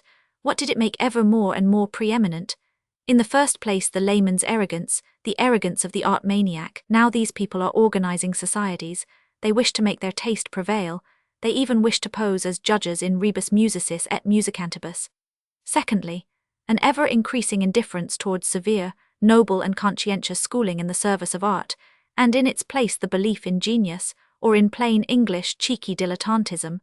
The formula for this is to be found in the master singers. Thirdly, and this is the worst of all, theatrocracy, the craziness of a belief in the preeminence of the theatre, in the right of the theatre to rule supreme over the arts, over art in general. But this should be shouted into the face of Wagner writes 100 times over, that the theatre is something lower than art, something secondary, something coarsened, pg 39 above all, something suitably distorted and falsified for the mob. In this respect Wagner altered nothing.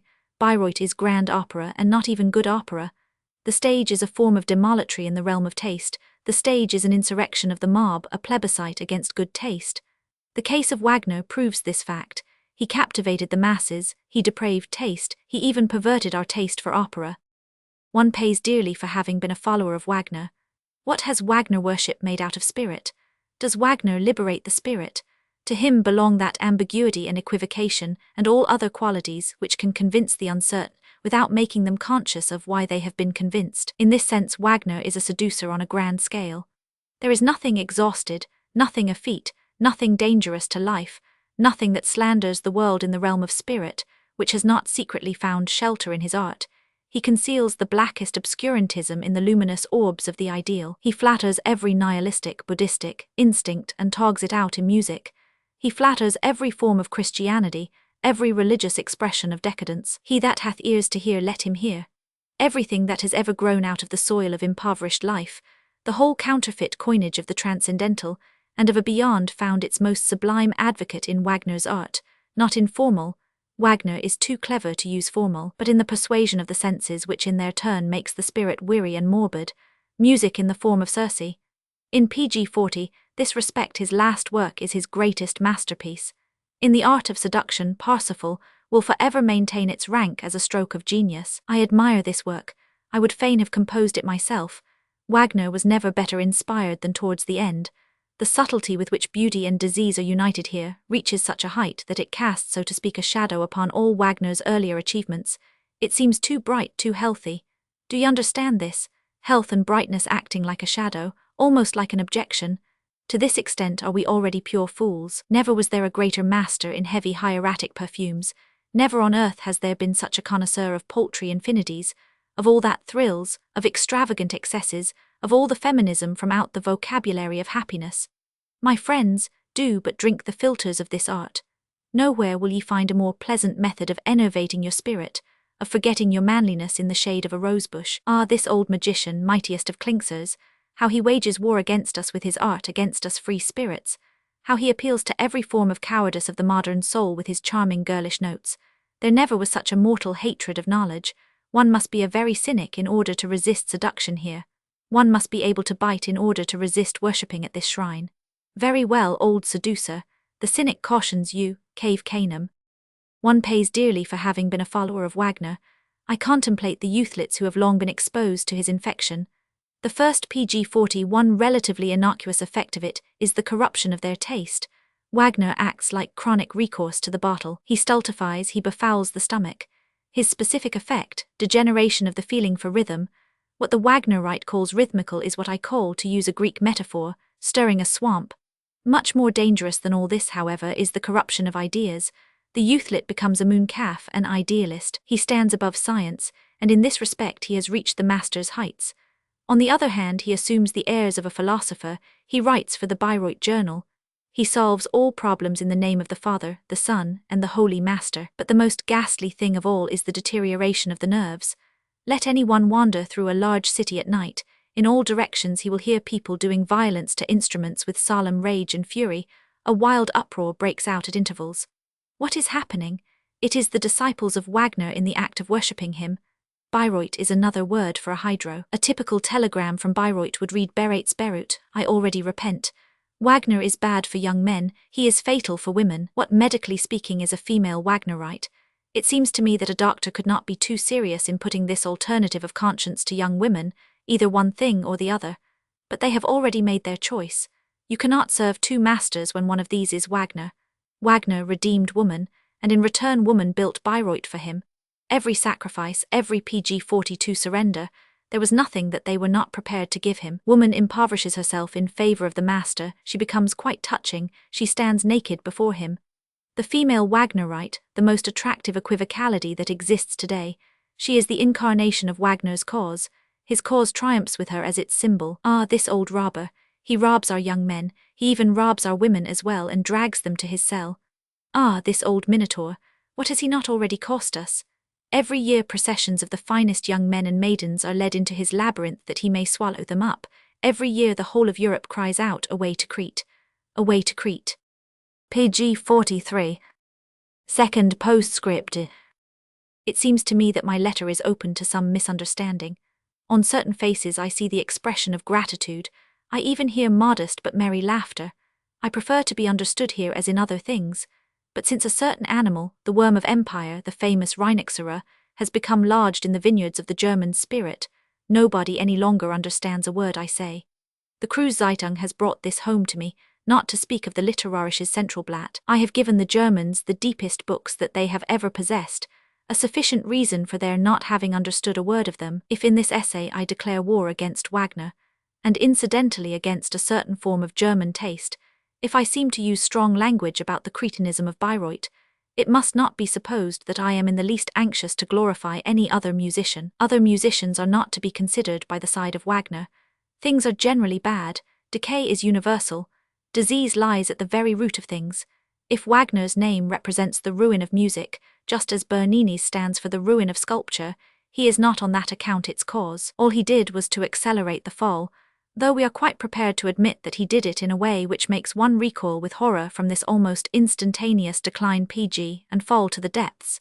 He possessed the ingenuousness of decadence. This constituted his superiority. He believed in it. He did not halt before any of its logical consequences. The others hesitated, that is their distinction. They have no other. What is common to both Wagner and the others consists in this: the decline of all organizing power, the abuse of traditional means, without the capacity or the aim that would justify this, the counterfeit imitation of grand forms, for which nobody nowadays is strong, proud, self-reliant and healthy enough, excessive vitality in small details, passion at all costs, refinement as an expression of impoverished life, ever more nerves in the place of muscle. I know only one musician who today would be able to compose an overture as an organic whole, and nobody else knows him. He who is famous now does not write better music than Wagner, but only less characteristic, less definite music. Less definite because half measures, even in decadence, cannot stand by the side of completeness. But Wagner was complete. Wagner represented thorough corruption. Wagner has had the courage, the will and the conviction for corruption. What does Johannes Brahms matter? It was his good fortune to be misunderstood by Germany.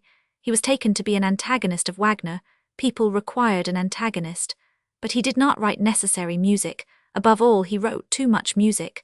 When one is not rich, one should PG-45 at least have enough pride to be poor. The sympathy which here and there was meted out to Brahms, apart from party interests and party misunderstandings, was for a long time a riddle to me, until one day through an accident almost, I discovered that he affected a particular type of man.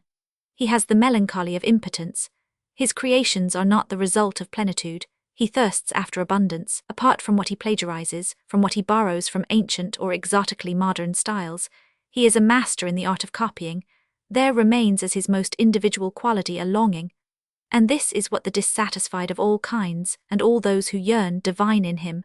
He is much too little of a personality, too little of a central figure. The impersonal, those who are not self-centered, love him for this. He is especially the musician of a species of dissatisfied women. 50 steps further on, and we find the female Wagnerite, just as we find Wagner himself 50 paces ahead of Brahms. The female Wagnerite is a more definite, a more interesting, and above all, a more attractive type. Brahms is touching so long as he dreams or mourns over himself in private. In this respect he is modern. He becomes cold. We no longer feel at one with him when he poses as the child of the classics. People like to call Brahms Beethoven's heir. I know of no more cautious euphemism. All that which today makes a claim to being the grand style in music is on precisely that account either false to us or false to itself. This alternative is suspicious enough. In itself it contains a PG-46 casuistic question concerning the value of the two cases. The instinct of the majority protests against the alternative. False to us, they do not wish to be cheated, and I myself would certainly always prefer this type to the other, false to itself. This is my taste. Expressed more clearly for the sake of the poor in spirit, it amounts to this: Brahms or Wagner. Brahms is not an actor. A very great part of other musicians may be summed up in the concept Brahms. I do not wish to say anything about the clever apes of Wagner, as for instance Goldmark. When one has the Queen of Sheba to one's name, one belongs to a menagerie. One ought to put oneself on show. Nowadays all things that can be done well and even with a master hand are small. In this department alone is honesty still possible. Nothing, however, can cure music as a whole of its chief fault, of its fate, which is to be the expression of general physiological contradiction, which is, in fact, to be modern. The best instruction, the most conscientious schooling, the most thorough familiarity, yea, and even isolation with the old masters, all this only acts as a palliative, or, more strictly speaking, has but an illusory effect, because the first condition of the right thing is no longer in our bodies.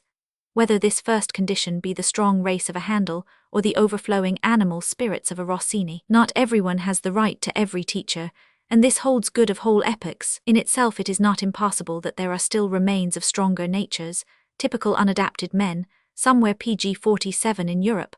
From this quarter the advent of a somewhat belated form of beauty and perfection, even in music, might still be hoped for.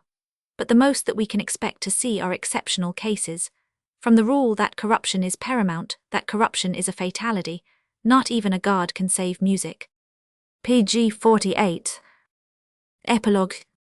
And now let us take breath and withdraw a moment from this narrow world which necessarily must be narrow, because we have to make inquiries relative to the value of persons.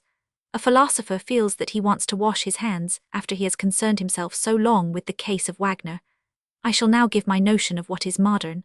According to the measure of energy of every age, there is also a standard that determines which virtues shall be allowed, and which forbidden. The age either has the virtues of ascending life, in which case it resists the virtues of degeneration with all its deepest instincts, or it is in itself an age of degeneration, in which case it requires the virtues of declining life, in which case it hates everything that justifies itself, solely as being the outcome of a plenitude or a superabundance of strength.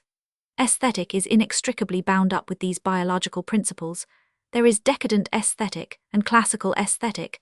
Beauty in itself is just as much a chimera as any other kind of idealism. Within the narrow sphere of the so-called moral values, no greater antithesis could be found than that of master morality and the morality of Christian valuations. The latter having grown out of a thoroughly morbid soil, the Gospels present us with the same physiological types, as do the novels of Dostoevsky. PG-49. The master morality, Roman, pagan, classical, Renaissance, on the other hand, being the symbolic speech of well-constitutedness, of ascending life, and of the will to power as a vital principle. Master morality affirms just as instinctively as Christian morality denies God, beyond, self-denial, all of them negations. The first reflects its plenitude upon things, it transfigures, it embellishes, it rationalizes the world. The latter impoverishes, bleaches, mars the value of things, it suppresses the world. World is a Christian term of abuse. These antithetical forms in the optics of values are both necessary. They are different points of view which cannot be circumvented either with arguments or counter-arguments. One cannot refute Christianity. It is impossible to refute a diseased eyesight. That people should have combated pessimism as if it had been a philosophy was the very acme of learned stupidity. The concepts true and untrue do not seem to me to have any sense in optics. That alone which has to be guarded against is the falsity, the instinctive duplicity which would fain regard this antithesis as no antithesis at all. just as Wagner did, and his mastery in this kind of falseness was of no mean order. To cast sidelong glances at master morality, at noble morality, Icelandic saga is perhaps the greatest documentary evidence of these values, and at the same time to have the opposite teaching, the gospel of the lowly, the doctrine of the need of salvation on one's lips. Incidentally, I admire the modesty of Christians who go to Bayreuth. As for myself, I could not pg-50 endure to hear the sound of certain words on Wagner's lips. There are some concepts which are too good for Bayreuth. What? Christianity adjusted for female Wagnerites, perhaps by female Wagnerites, for in his latter days Wagner was thoroughly feminini generis. Again I say, the Christians of today are too modest for me. If Wagner were a Christian, then Liszt was perhaps a father of the church. The need of salvation, the quintessence of all Christian needs, has nothing in common with such clowns. It is the most straightforward expression of decadence. It is the most convincing and most painful affirmation of decadence, in sublime symbols and practices. The Christian wishes to be rid of himself. Le moi est taugers haïssable. Noble morality, master morality, on the other hand, is rooted in a triumphant saying of yea to oneself. It is the self-affirmation and self-glorification of life. It also requires sublime symbols and practices, but only because its heart is too full. The whole of beautiful art and of great art belongs here. Their common essence is gratitude, but we must allow it a certain instinctive repugnance to decadence, and a scorn and horror of the latter's symbolism. Such things almost prove it. The noble Romans considered Christianity as a fda superstitio. Let me call to your minds the feelings which the last German of noble taste, Goethe, had in regard to the cross. It is idle to look for more valuable, more necessary contrasts. pg-51. But the kind of falsity which is characteristic of the Bayreuthians is not exceptional today. We all know the hybrid concept of the Christian gentleman. This innocence in contradiction, this clean conscience in falsehood, is rather modern par excellence. With it modernity is almost defined. Biologically, modern man represents a contradiction of values. He sits between two stools. He says yea and nay in one breath. No wonder that it is precisely in our age that falseness itself became flesh and blood, and even genius. No wonder Wagner dwelt amongst us. It was not without reason that I called Wagner the Cagliostro of modernity, but all of us, though we do not know it, involuntarily have values, words, formal and morals in our bodies, which are quite antagonistic in their origin. Regarded from a physiological standpoint, we are false. How would a diagnosis of the modern soul begin? With a determined incision into this agglomeration of contradictory instincts, with the total suppression of its antagonistic values, with vivisection applied to its most instructive case. To philosophers, the Case of Wagner is a windfall. This essay, as you observe, was inspired by gratitude. pg-55. Nietzsche Contra Wagner. The Brief of a Psychologist. pg-56. Preface. The following chapters have been selected from past works of mine, and not without care. Some of them date back as far as 1877. Here and there, of course, they will be found to have been made a little more intelligible, but above all more brief. Read consecutively, they can leave no one in any doubt, either concerning myself or concerning Wagner. We are antipodes. The reader will come to other conclusions, too, in his perusal of these pages. For instance, that this is an essay for psychologists and not for Germans. I have my readers everywhere in Vienna, St. Petersburg, Copenhagen, Stockholm, Paris and New York, but I have none in Europe's flatland, Germany. And I might even have something to say to Italians whom I love just as much as I. Quausque tandem crispi, triple alliance, a people can only conclude a mesalliance with the empire. Friedrich Nietzsche. Turin, Christmas 1888. pg-57. Wherein I admire Wagner. I believe that artists very often do not know what they are best able to do. They are much too vain. Their minds are directed to something prouder than merely to appear like little plants, which, with freshness, rareness and beauty, know how to sprout from their soil with real perfection. The ultimate goodness of their own garden and vineyard is superciliously underestimated by them, and their love and their insight are not of the same quality. Here is a musician who is a greater master than anyone else in the discovering of tones, peculiar to suffering, oppressed and tormented souls, who can endow even dumb misery with speech. Nobody can approach him in the colours of late autumn, in the indescribably touching joy of a very last and all too short gladness. He knows of a chord which expresses those secret and weird midnight hours of the soul, when cause and effect seem to have fallen asunder, and at every moment something may spring out of nonentity. He is happiest of all when creating from out the nethermost depths of human happiness, pg 58, and so to speak, from out man's empty bumper, in which the bitterest and most repulsive drops have mingled with the sweetest for good or evil at last. He knows that weary shuffling along of the soul which is no longer able either to spring or to fly, nay, which is no longer able to walk. He has the modest glance of concealed suffering, of understanding without comfort, of leave-taking without word or sign. Verily, as the Orpheus of all secret misery, he is greater than anyone, and many. Thing was introduced into art for the first time by him, which hitherto had not been given expression, had not even been thought worthy of art. The cynical revolts, for instance, of which only the greatest sufferer is capable, also many a small and quite microscopical feature of the soul, as it were the scales of its amphibious nature. Yes, indeed, he is the master of everything very small, but this he refuses to be. His tastes are much more in love with vast walls and with daring frescoes. He does not see that his spirit has another desire and bent, a totally different outlook, that it prefers to squat peacefully in the corners of broken-down houses. Concealed in this way, and hidden even from himself, he paints his really great masterpieces, all of which are very short, often only 1 bar in length. There only does he become quite good, great and perfect, perhaps there alone. Wagner is one who has suffered much, and this elevates him above other musicians. I admire Wagner wherever he sets himself to music. pg 59. Wherein I raise objections. With all this, I do not wish to imply that I regard this music as healthy, and least of all in those places where it speaks of Wagner himself. My objections to Wagner's music are physiological objections. Why should I therefore begin by clothing them in aesthetic formal? Aesthetic is indeed nothing more than applied physiology. The fact I bring forward, my petit fait vrai, is that I can no longer breathe with ease when this music begins to have its effect upon me, that my foot immediately begins to feel indignant at it and rebels. For what it needs is time, dance, march. Even the young German Kaiser could not march to Wagner's imperial march. What my foot demands in the first place from music is that ecstasy which lies in good walking, stepping and dancing. But do not my stomach, my heart, my circulation also protest? Are not my intestines also troubled? And do I not become hoarse unawares? In order to listen to Wagner I require Geraudel's pastilles. And then I ask myself, what is it that my whole body must have from music in general? For there is no such thing as a soul. I believe it must have relief, as if all animal functions were accelerated by means of light, bold, unfettered, self-reliant rhythms, as if brazen and leaden life could lose its weight by means of delicate and smooth melodies. My melancholy would fain rest its head in the haunts and abysses of perfection. For this reason I need music, but Wagner makes one ill.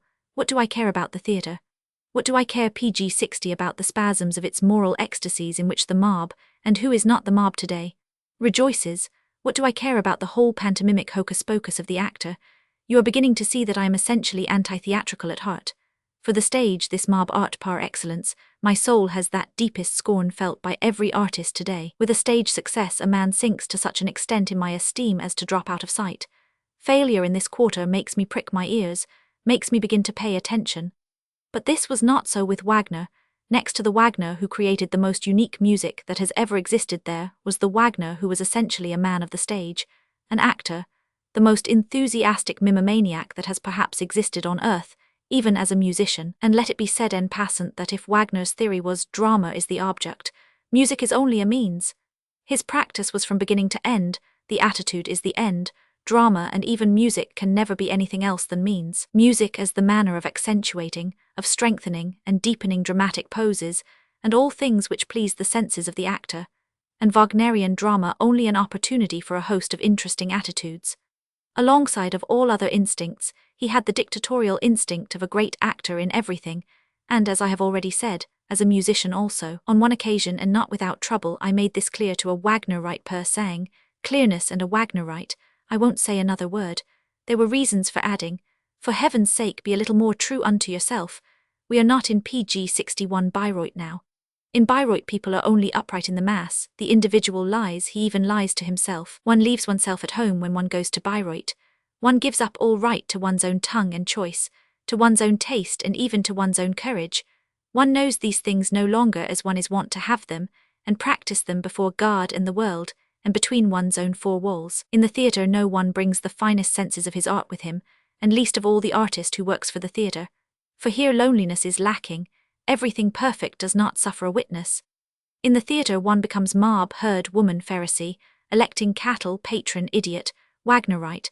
There the most personal conscience is bound to submit to the levelling charm of the great multitude. There the neighbour rules, there one becomes a neighbour. Wagner as a danger. The aim after which more modern music is striving, which is now given the strong but obscure name of unending melody, can be clearly understood by comparing it to one's feelings on entering the sea. Gradually one loses one's footing and one ultimately abandons oneself to the mercy or fury of the elements. One has to swim. In the solemn or fiery swinging movement, first slow and then quick of old music, one had to do something quite different. One had to dance. The measure which was required for this and the control of certain PG-62 balanced degrees of time and energy forced the soul of the listener to continual sobriety of thought. Upon the counterplay of the cooler currents of air which came from this sobriety, and from the warmer breath of enthusiasm, the charm of all good music rested. Richard Wagner wanted another kind of movement. He overthrew the physiological first principle of all music before his time. It was no longer a matter of walking or dancing. We must swim, we must hover. This perhaps decides the whole matter. Unending melody really wants to break all the symmetry of time and strength. It actually scorns these things. Its wealth of invention resides precisely in what to an older ear sounds like rhythmic paradox and abuse. From the imitation or the prevalence of such a taste there would arise a danger for music, so great that we can imagine none greater, the complete degeneration of the feeling for rhythm, chaos in the place of rhythm. The danger reaches its climax when such music cleaves ever more closely to naturalistic play acting and pantomime, which, governed by no laws of form, aim at effect and nothing more. Expressiveness at all costs and music a servant, a slave to attitudes. This is the end. What, would it really be the first virtue of a performance, as performing musical artists now seem to believe, under all circumstances to attain to a haut relief which cannot be surpassed? If this were applied to Mozart, for instance, would PG-63 it not be a real sin against Mozart's spirit? Mozart's cheerful, enthusiastic, delightful and loving spirit, he who fortunately was no German, and whose seriousness is a charming and golden seriousness, and not by any means that of a German clodhopper. Not to speak of the earnestness of the marble statue, but you seem to think that all music is the music of the marble statue. That all music should, so to speak, spring out of the wall and shake the listener to his very bowels. Only thus could music have any effect, but on whom would the effect be made? Upon something on which a noble artist ought never to deign to act, upon the mob, upon the immature, upon the blasés, upon the diseased, upon idiots, upon Wagnerites. A music without a future. Of all the arts which succeed in growing on the soil of a particular culture, music is the last plant to appear, maybe because it is the one most dependent upon our innermost feelings, and therefore the last to come to the surface, at a time when the culture to which it belongs is in its autumn season and beginning to fade. It was only in the art of the Dutch masters that the spirit of medieval Christianity found its expression. Its architecture of sound is the youngest, but genuine and legitimate, sister of the Gothic. It was only in Handel's music that the best in Luther and in those like him found its voice, the Judeo-heroic trait which gave the Reformation a touch of greatness. The PG-64 Old Testament, not the New, become music. It was left to Mozart to pour out the epic of Louis Roman XIV, and of the art of Racine and Claude Lorraine in ringing gold. Only in Beethoven's and Rossini's music did the 18th century sing itself out, the century of enthusiasm, broken ideals and fleeting joy. All real and original music is a swan song. Even our last form of music, despite its prevalence and its will to prevail, has perhaps only a short time to live, for it sprouted from a soil which was in the throes of a rapid subsidence, of a culture which will soon be submerged. A certain Catholicism of feeling, and a predilection for some ancient indigenous, so-called national, ideals and eccentricities, was its first condition. Wagner's appropriation of old sagas and songs, in which scholarly prejudice taught us to see something German par excellence. Now we laugh at it all. The resurrection of these Scandinavian monsters, with a thirst for ecstatic sensuality and spiritualization, whole of this taking and giving on Wagner's part, in the matter of subjects, characters, passions and nerves, would also give unmistakable expression to the spirit of his music, provided that this music, like any other, did not know how to speak about itself, save ambiguously, for Musica is a woman. We must not let ourselves be misled concerning this state of things by the fact that at this very moment we are living in a reaction, in the heart itself of a reaction, the age of international wars, of ultramontane martyrdom, in fact, the whole interlude character which typifies the present condition of Europe. May PG 65 indeed help an art like Wagner's to sudden glory, without, however, in the least ensuring its future prosperity. The Germans themselves have no future. We antipodes. Perhaps a few people, or at least my friends, will remember that I made my first plunge into life armed with some errors and some exaggerations, but that in any case I began with hope in my heart. In the philosophical pessimism of the 19th century, I recognized, who knows by what bypaths of personal experience, the symptom of a higher power of thought, a more triumphant plenitude of life, than had manifested itself hitherto in the philosophies of Hume, Kant, and Hegel. I regarded tragic knowledge as the most beautiful luxury of our culture, as its most precious, most noble, most dangerous kind of prodigality, but nevertheless, in view of its overflowing wealth, as a justifiable luxury. In the same way, I began by interpreting Wagner's music as the expression of a Dionysian powerfulness of soul. In it I thought I heard the earthquake by means of which a primeval life force, which had been constrained for ages, was seeking at last to burst its bonds, quite indifferent to how much of that which nowadays calls itself culture would thereby be shaken to ruins. You see how I misinterpreted, you see also, what I bestowed upon Wagner and Schopenhauer, myself. Every art and every philosophy may be regarded either as a cure or as a stimulant to PG 66 ascending or declining life. They always presuppose suffering and sufferers, but there are two kinds of sufferers: those that suffer from overflowing vitality, who need Dionysian art and require a tragic insight into, and a tragic outlook upon, the phenomenon life, and there are those who suffer from reduced vitality, and who crave for repose, quietness, calm seas, or else the intoxication, the spasm, the bewilderment which art and philosophy provide, revenge upon life itself. This is the most voluptuous form of intoxication for such indigent souls. Now Wagner responds quite as well as Schopenhauer to the twofold cravings of these people. They both deny life, they both slander it, but precisely on this account they are my antipodes. The richest creature, brimming over with vitality, the Dionysian god and man, may not only allow himself to gaze upon the horrible and the questionable, but he can also lend his hand to the terrible deed, and can indulge in all the luxury of destruction, disaggregation, and negation. In him evil, purposelessness, and ugliness seem just as allowable as they are in nature, because of his bursting plenitude of creative and rejuvenating powers, which are able to convert every desert into a luxurious land of plenty. Conversely, it is the greatest sufferer and pauper in vitality, who is most in need of mildness, peace, and goodness, that which today is called humaneness, in thought as well as in action, and possibly of a god whose speciality is to be a god of the sick, a saviour, and also of logic, or the abstract intelligibility of existence even for idiots, the typical free spirits. PG 67, like the idealists, and beautiful souls, are decadents. In short, of a warm, danger-tight and narrow confinement, between optimistic horizons which would allow of stultification, and thus very gradually I began to understand Epicurus, the opposite of a Dionysian Greek, and also the Christian who in fact is only a kind of Epicurean, and who, with his belief that faith saves, carries the principle of hedonism as far as possible, far beyond all intellectual honesty. If I am ahead of all other psychologists in anything, it is in this fact that my eyes are more keen for tracing those most difficult and most captious of all deductions, in which the largest number of mistakes have been made. The deduction which makes one infer something concerning the author from his work, something concerning the doer from his deed, something concerning the idealist from the need which produced this ideal, and something concerning the imperious craving which stands at the back of all thinking and valuing. In regard to all artists of what kind soever, I shall now avail myself of this radical distinction.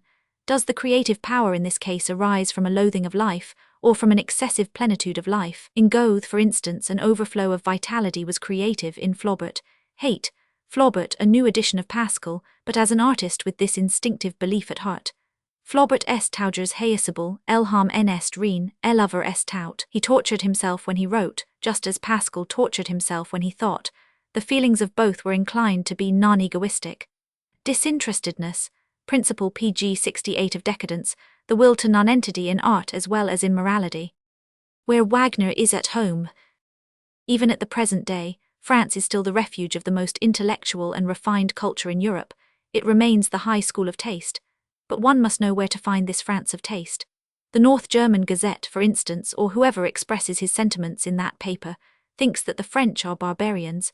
As for me, if I had to find the blackest spot on earth, where slaves still required to be liberated, I should turn in the direction of northern Germany, but those who form part of that select France take very good care to conceal themselves. They are a small body of men, and there may be some among them who do not stand on very firm legs. A few may be fatalists, hypochondriacs, invalids, others may be enervated and artificial. Such are those who would fain be artistic.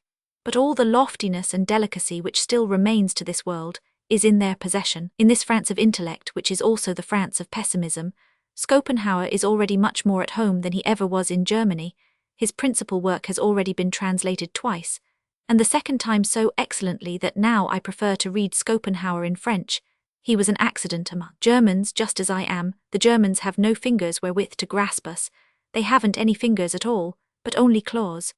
And I do not mention Heine, El adorable Heine, as PG 69 they say in Paris, who long since has passed into the flesh and blood of the more profound and more soulful of French lyricists. How could the horned cattle of Germany know how to deal with the delicatesses of such a nature? And as to Richard Wagner, it is obvious, it is even glaringly obvious, that Paris is the very soil for him. The more French music adapts itself to the needs of l'âme moderne, the more Wagnerian it will become. It is far enough advanced in this direction already. In this respect one should not allow oneself to be misled by Wagner himself. It was simply disgraceful on Wagner's part to scoff at Paris, as he did, in its agony in 1871. In spite of it all, in Germany Wagner is only a misapprehension. Who could be more incapable of understanding anything about Wagner than the Kaiser, for instance?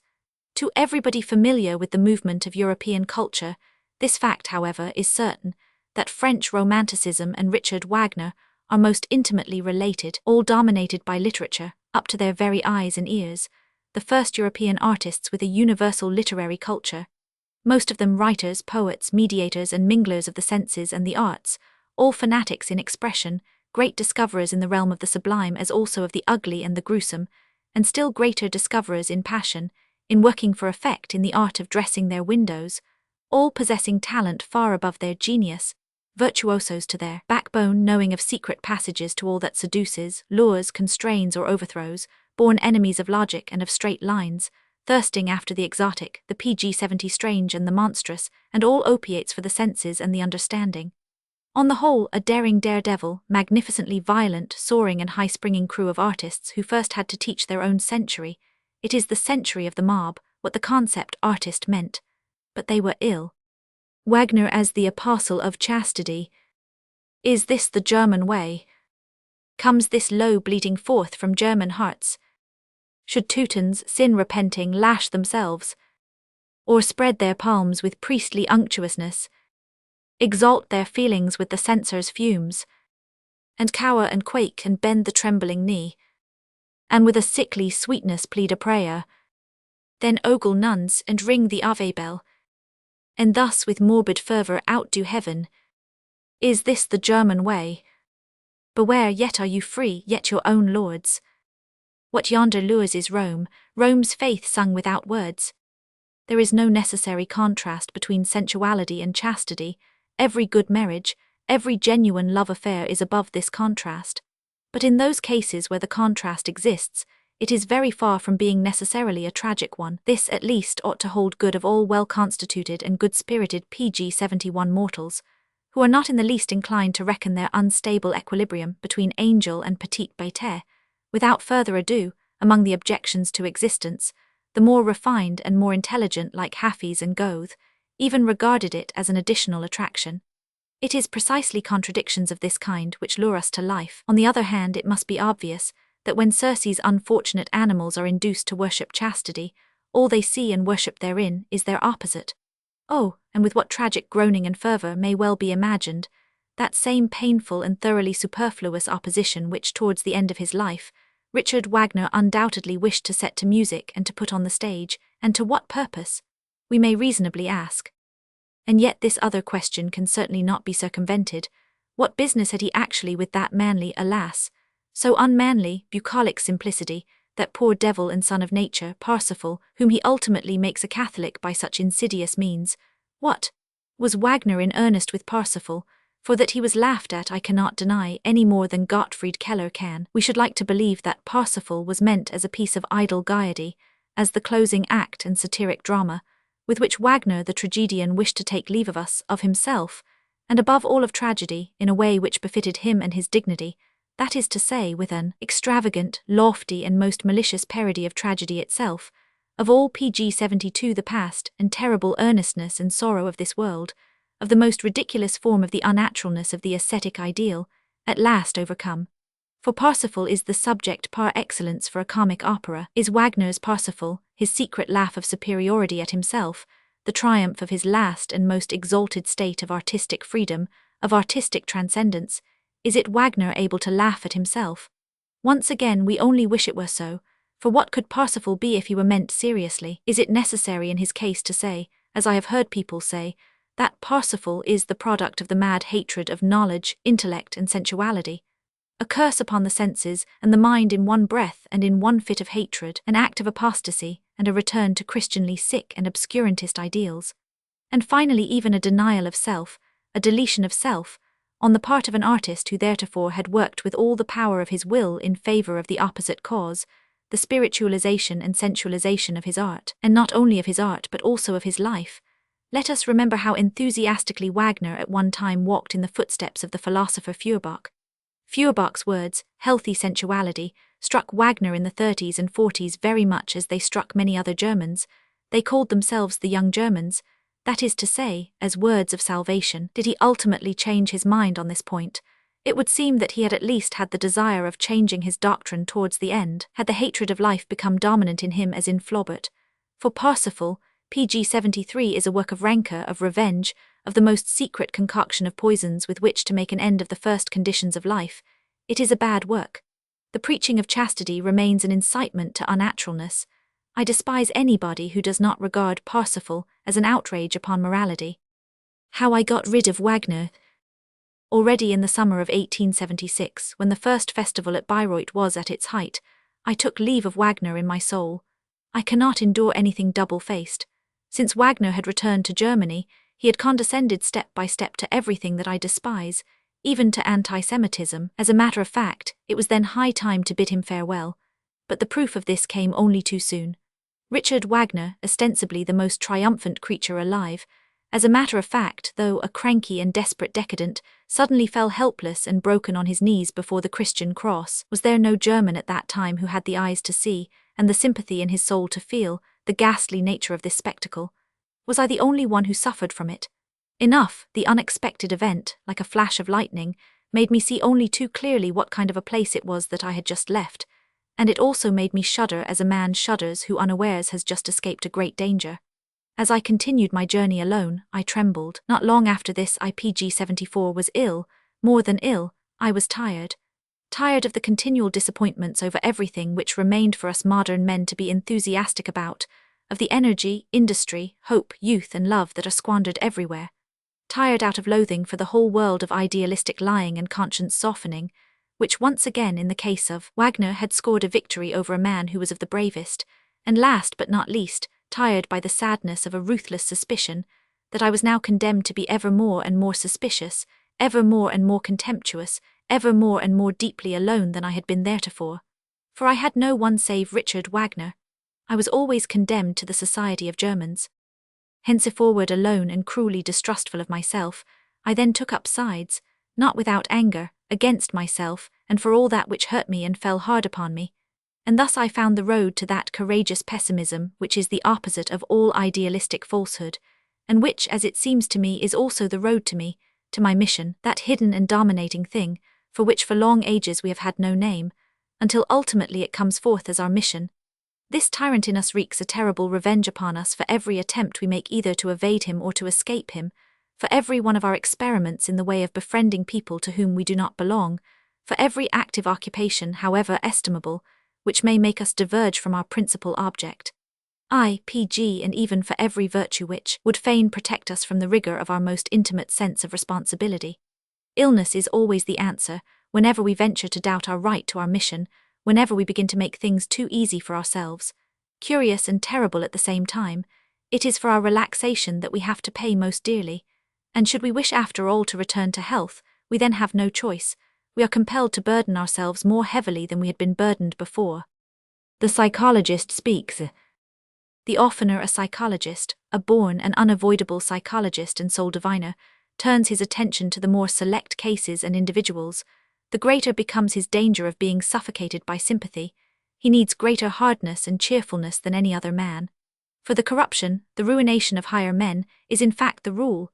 It is terrible to have such a rule always before our eyes. The manifold torments of the psychologist who has discovered this ruination, who discovers once, and then discovers almost repeatedly throughout all history, this universal inner hopelessness of higher men, this eternal too late, in every sense, may perhaps one day be the cause of his going to the dogs himself. In almost every psychologist we may see a telltale predilection in favor of intercourse with commonplace and well-ordered PG-76 men.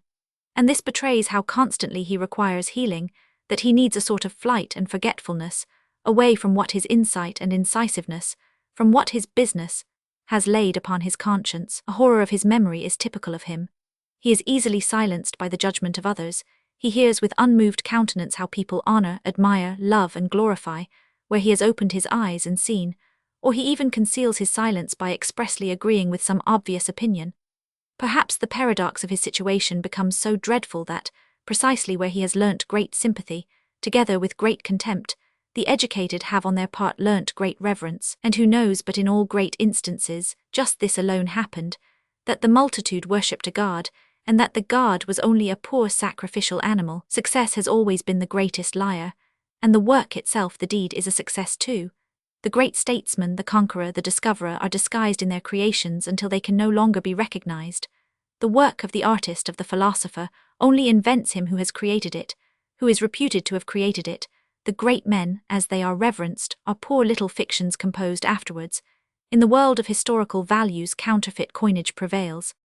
Those great poets, for example, such as Byron, Musset, Poe, Leopardi, Kleist, Gogol, I do not dare to mention much greater names, but I imply PG-77 them, as they now appear and were perhaps obliged to be. Men of the moment, sensuous, absurd, versatile, light-minded and quick to trust and to distrust, with souls in which usually some flaw has to be concealed, often taking revenge with their works for an internal blemish, often seeking forgetfulness in their soaring from a too accurate memory, idealists out of proximity to the mud. What a torment these great artists are, and the so-called higher men in general, to him who has once found them out. We are all special pleaders in the cause of mediocrity. It is conceivable that it is just from woman, who is clairvoyant in the world of suffering and, alas, also unfortunately eager to help and save to an extent far beyond her powers, that they have learnt so readily those outbreaks of boundless sympathy which the multitude, above all the reverent multitude, overwhelms with prying and self-gratifying interpretations. This sympathizing invariably deceives itself as to its power. Woman would like to believe that love can do everything. It is the superstition peculiar to her. Alas, he who knows the heart finds out how poor, helpless, pretentious, and blundering even the best and deepest love is, how much more readily it destroys than saves.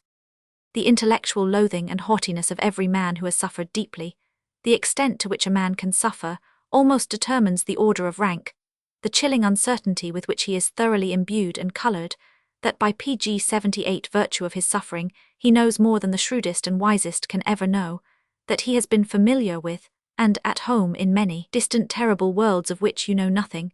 This silent intellectual haughtiness, this pride of the elect of knowledge, of the initiated, of the almost sacrificed, finds all forms of disguise necessary to protect itself from contact with gushing and sympathizing hands, and in general from all that is not its equal in suffering.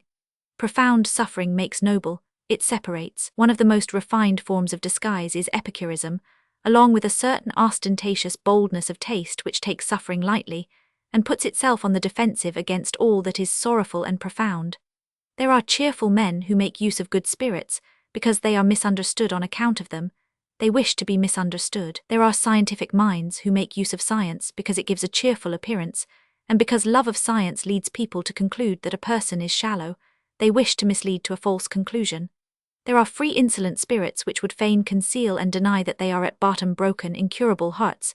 This is Hamlet's case. And then folly itself can be the mask of an unfortunate and, alas, all too dead certain knowledge. PG-79. Epilogue. I have often asked myself whether I am not much more deeply indebted to the hardest years of my life than to any others. According to the voice of my innermost nature, everything necessary, seen from above and in the light of a superior economy, is also useful in itself, Not only should one bear it, one should love it. Amor fati, this is the very core of my being. And as to my prolonged illness, do I not owe much more to it than I owe to my health?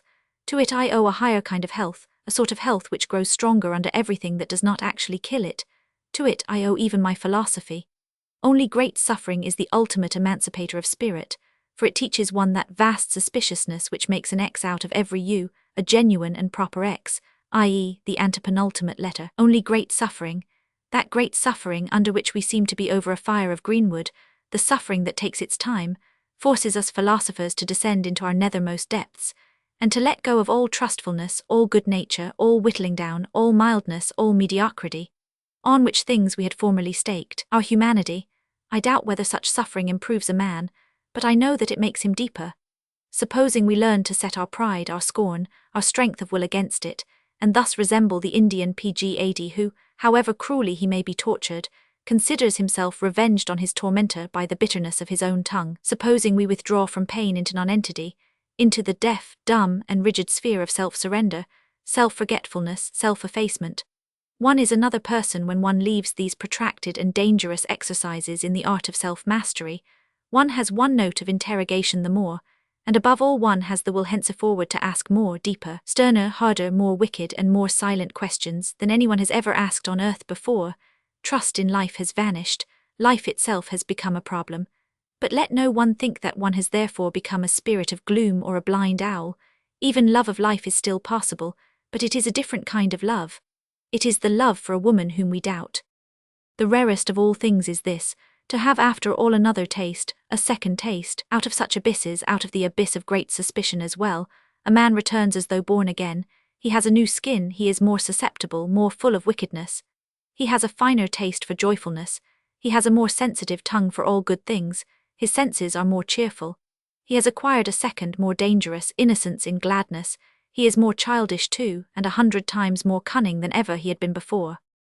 Oh, how much more repulsive pleasure now is to him, that coarse, heavy, buff-coloured pleasure, Pgad which is understood by our pleasure-seekers, our cultured people, our wealthy folk and our rulers. With how much more irony we now listen to the hubbub as of a country fair, with which the cultured man and the man about town allow themselves to be forced through art, literature, music, and with the help of intoxicating liquor, to intellectual enjoyments. How the stage cry of passion now stings our ears, how strange to our taste the whole romantic riot and sensuous bustle, which the cultured mob are so fond of, together with its aspirations to the sublime, to the exalted and the distorted have become. No, if we convalescents require an art at all, it is another art, a mocking, nimble, volatile, divinely undisturbed, divinely artificial art, which blazes up like pure flame into a cloudless sky. But above all, an art for artists, only for artists. We are, after all, more conversant with that which is in the highest degree necessary. Cheerfulness, every kind of cheerfulness, my friends. We men of knowledge now know something only too well. Oh, how well we have learnt by this time to forget not to know as artists. As to our future, we shall scarcely be found on the track of those Egyptian youths who break into temples at night, who embrace statues, and would fain unveil, strip, and set in broad daylight everything which there are excellent reasons to keep concealed. No, we are disgusted with this bad taste, this will to truth, this search Pgad after truth at all costs, this madness of adolescence, the love of truth. We are now too experienced, too serious, too joyful, too scorched, too profound for that. We no longer believe that truth remains truth when it is unveiled.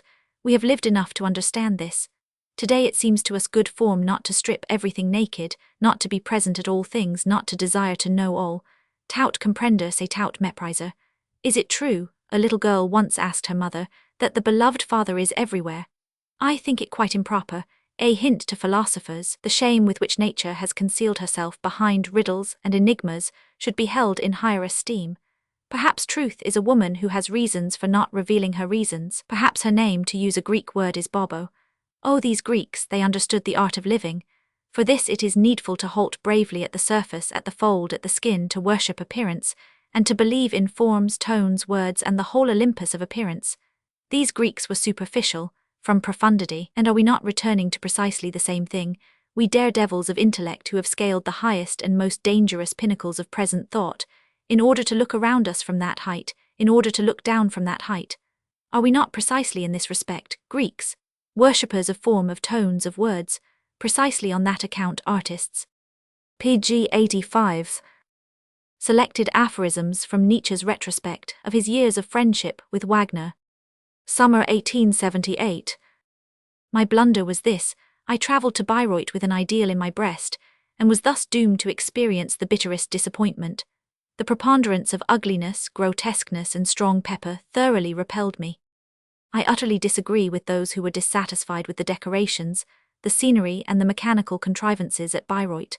Far too much industry and ingenuity was applied to the task of chaining the imagination to matters which did not belie their epic origin. But as to the naturalism of the attitudes of the singing, compared with the orchestra, what affected, artificial, and depraved tones, what a distortion of nature, were we made to hear. We are witnessing the death agony of the last art. Bayreuth has convinced me of this. pg 86. My picture of Wagner completely surpassed him. I had depicted an ideal monster, one, however, which is perhaps quite capable of kindling the enthusiasm of artists. The real Wagner, Bayreuth as it actually is, was only like a bad final proof, pulled on inferior paper from the engraving which was my creation. My longing to see real men and their motives received an extraordinary impetus from this humiliating experience. This, to my sorrow, is what I realized. A good deal even struck me with sudden fear. At last I felt, however, that if only I could be strong enough to take sides against myself and what I most loved, I would find the road to truth and get solace and encouragement from it. And in this way I became filled with a sensation of joy far greater than that upon which I was now voluntarily turning my back. I was in love with art, passionately in love, and in the whole of existence saw nothing else than art, and this at an age when, reasonably enough, quite different passions usually possess the soul. Goethe said, "The yearning spirit within me, which in earlier years I may perhaps have fostered too earnestly, and which as I grew older I tried my utmost to combat, did not seem becoming in the pg 87 man, and I therefore had to strive to attain to more complete freedom." Conclusion: I have had to do the same. He who wakes us always wounds us. I do not possess the talent of being loyal, and what is still worse, I have not even the vanity to try to appear as if I did. He who accomplishes anything that lies beyond the vision and the experience of his acquaintances provokes envy and hatred masked as pity. Prejudice regards the work as decadence, disease, seduction. Long faces. I frankly confess that I had hoped that by means of art, the Germans would become thoroughly disgusted with decaying Christianity. I regarded German mythology as a solvent, as a means of accustoming people to polytheism. What a fright I had over the Catholic revival! It is possible neither to suffer sufficiently acutely from life, nor to be so lifeless and emotionally weak as to have need of Wagner's art, as to require it as a medium. This is the principal reason of one's opposition to it, and not baser motives, something pg 88 to which we are not driven by any personal need, and which we do not require, we cannot esteem so highly. It is a question either of no longer requiring Wagner's art, or of still requiring it. Gigantic forces lie concealed in it. It drives one beyond its own domain. Goethe said, "Are not Byron's audacity, sprightliness, and grandeur all creative? We must beware of always looking for this quality in that which is perfectly pure and moral. All greatness is creative the moment we realize it." This should be applied to Wagner's art. We shall always have to credit Wagner with the fact that in the second half of the 19th century, he impressed art upon our memory as an important and magnificent thing. True, he did this in his own fashion, and this was not the fashion of upright and far-seeing men. Wagner versus the cautious, the cold, and the contented of the world, in this lies his greatness. He is a stranger to his age, he combats the frivolous and the supersmart, but he also fights the just, the moderate, those who delight in the world, like Goethe, and the mild, the people of charm, the scientific among men. This is the reverse of the medal. pg 89. Our youth was up in arms against the soberness of the age. It plunged into the cult of excess, of passion, of ecstasy, and of the blackest and most austere conception of the world. Wagner pursues one form of madness, the age another form. Both carry on their chase at the same speed, each is as blind and as unjust as the other. It is very difficult to trace the course of Wagner's inner development. No trust must be placed in his own description of his soul's experiences. He writes party pamphlets for his followers. It is extremely doubtful whether Wagner is able to bear witness about himself. There are men who try in vain to make a principle out of themselves. This was the case with Wagner. Wagner's obscurity concerning final aims, his non-antique fogginess. All Wagner's ideas straightway become manias, he is tyrannized over by them. How can such a man allow himself to be tyrannized over in this PG way, for instance by his hatred of Jews? He kills his themes like his ideas, by means of his violent love of repeating them. The problem of excessive length and breadth, he bores us with his raptures. C'est la rage de vouloir penser et sentir au-delà de sa force, Dowden, the Wagnerites. Wagner, whose ambition far exceeds his natural gifts, has tried an incalculable number of times to achieve what lay beyond his powers, but it almost makes one shudder to see someone assail with such persistence that which defies conquest, the fate of his constitution.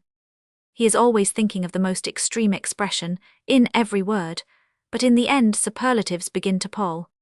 There is something which is in the highest degree suspicious in Wagner, and that is Wagner's suspicion.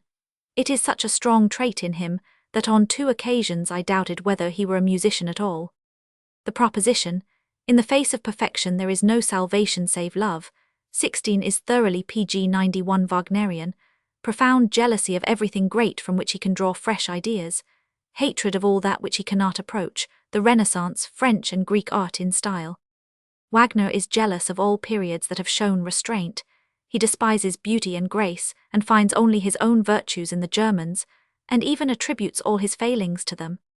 Wagner has not the power to unlock and liberate the soul of those he frequents. Wagner is not sure of himself but distrustful and arrogant. His art has this effect upon artists, it is envious of all rivals. Plato's envy, he would fain monopolize Socrates.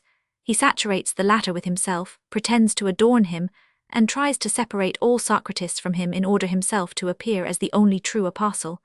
But his historical presentation of him is false, even to a parlous degree, just as Wagner's presentation of Beethoven and Shakespeare is false. When a dramatist speaks about himself he plays a part. This is inevitable. When Wagner speaks about Bach and Beethoven, he speaks like one for whom he would fain be taken. But he impresses PG 92 only those who are already convinced, for his dissimulation and his genuine nature are far too violently at variance. Wagner struggles against the frivolity in his nature, which to him the ignoble as opposed to Goethe, constituted the joy of life. Wagner has the mind of the ordinary man who prefers to trace things to one cause. The Jews do the same, one aim, therefore one saviour. In this way he simplifies German and culture, wrongly but strongly. Wagner admitted all this to himself often enough when in private communion with his soul. I only wish he had also admitted it publicly. For what constitutes the greatness of a character if it is not this, that he who possesses it is able to take sides even against himself in favour of truth? Wagner's Teutonism. That which is un-German in Wagner. He lacks the German charm and grace of a Beethoven, a Mozart, a Weber.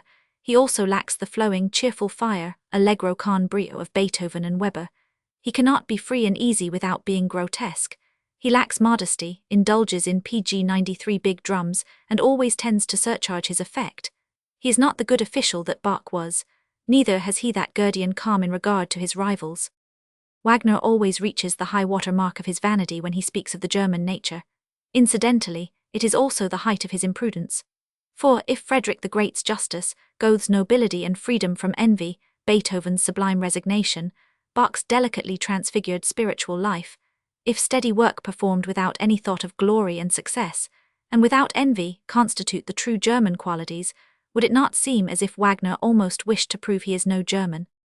Terrible wildness, abject sorrow, emptiness, the shudder of joy, unexpectedness, in short all the qualities peculiar to the Semitic race. I believe that the Jews approach Wagner's art with more understanding than the Aryans do. A passage concerning the Jews taken from Taine. As it happens, I have misled the reader, the passage does not concern Wagner at all. But can it be possible that Wagner is a Jew? In that case we could readily understand his dislike of Jews. PG 94. Wagner's art is absolutely the art of the age. An aesthetic age would have rejected it. The more subtle people amongst us actually do reject it even now, the coarsifying of everything aesthetic. Compared with Goethe's ideal it is very far behind. The moral contrast of these self-indulgent, burningly loyal creatures of Wagner acts like a spur, like an irritant, and even this sensation is turned to account in obtaining an effect. What is it in our age that Wagner's art expresses? That brutality and most delicate weakness which exist side by side, that running wild of natural instincts and nervous hypersensitiveness, that thirst for emotion which arises from fatigue and the love of fatigue. All this is understood by the Wagnerites. Stupefaction or intoxication constitute all Wagnerian art. On the other hand, I could mention instances in which Wagner stands higher, in which real joy flows from him. The reason why the figures in Wagner's art behave so madly is because he greatly feared lest people would doubt that they were alive. Wagner's art is an appeal to inartistic people. All means are welcomed which help towards obtaining PG 95 an effect. It is calculated not to produce an artistic effect, but an effect upon the nerves in general. Apparently in Wagner we have an art for everybody, because coarse and subtle means seem to be united in it, albeit its prerequisite may be musico-aesthetic education, and particularly with moral indifference. In Wagner we find the most ambitious combination of all means, with the view of obtaining the strongest effect, whereas genuine musicians quietly develop individual genres. Dramatists are borrowers, their principal source of wealth, artistic thoughts drawn from the epos. Wagner borrowed from classical music besides. Dramatists are constructive geniuses, they are not inventive and original as the epic poets are. Drama takes a lower rank than the epos, it presupposes a coarser and more democratic public. Wagner does not altogether trust music. He weaves kindred sensations into it in order to lend it the character of greatness. He measures himself on others. He first of all gives his listeners intoxicating drinks in order to lead them into believing that it was the music that intoxicated them. PG 96. The same amount of talent and industry which makes the classic, when it appears some time too late, also makes the Baroque artist like Wagner. Wagner's art is calculated to appeal to short-sighted people. One has to get much too close up to it, miniature. It also appeals to long-sighted people, but not to those with normal sight. Contradictions in the idea of musical drama. Just listen to the second act of the Götterdämmerung without the drama. It is chaotic music, as wild as a bad dream, and it is as frightfully distinct as if it desired to make itself clear even to deaf people. This volubility with nothing to say is alarming. Compared with it, the drama is a genuine relief. Is the fact that this music, when heard alone, is as a whole intolerable, apart from a few intentionally isolated parts in its favor. Suffice it to say that this music without its accompanying drama is a perpetual contradiction of all the highest laws of style belonging to older music. He who thoroughly accustoms himself to it loses all feeling for these laws. But has the drama been improved thanks to this addition? A symbolic interpretation has been affixed to it, a sort of philological commentary, which sets fetters upon the inner and free understanding of the imagination. It is tyrannical. PG 97 music is the language of the commentator, who talks the whole of the time and gives us no breathing space. Moreover, his is a difficult language which also requires to be explained. He who step by step has mastered first the libretto language, then converted it into action in his mind's eye, then sought out and understood, and became familiar with the musical symbolism thereto. And has fallen in love with all three things. Such a man then experiences a great joy. But how exacting! It is quite impossible to do this save for a few short moments. Such tenfold attention on the part of one's eyes, ears, understanding and feeling, such acute activity in apprehending without any productive reaction, is far too exhausting. Only the very fewest behave in this way.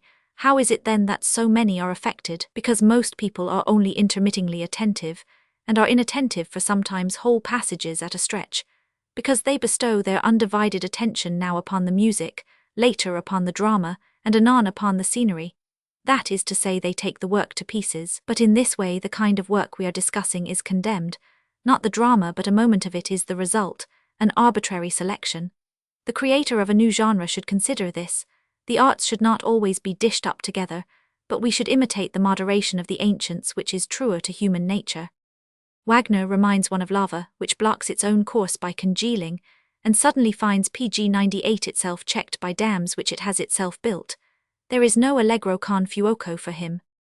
I compare Wagner's music, which would fain have the same effect as speech, with that kind of sculptural relief which would have the same effect as painting. The highest laws of style are violated, and that which is most sublime can no longer be achieved. The general heaving, undulating and rolling of Wagner's art. In regard to Wagner's rejection of form, we are reminded of Goethe's remark in conversation with Eckermann, There is no great art in being brilliant if one respects nothing. Once one theme is over, Wagner is always embarrassed as to how to continue. Hence the long preparation, the suspense. His peculiar craftiness consisted in transvaluing his weakness into virtues. The lack of melody and the poverty of melody in Wagner.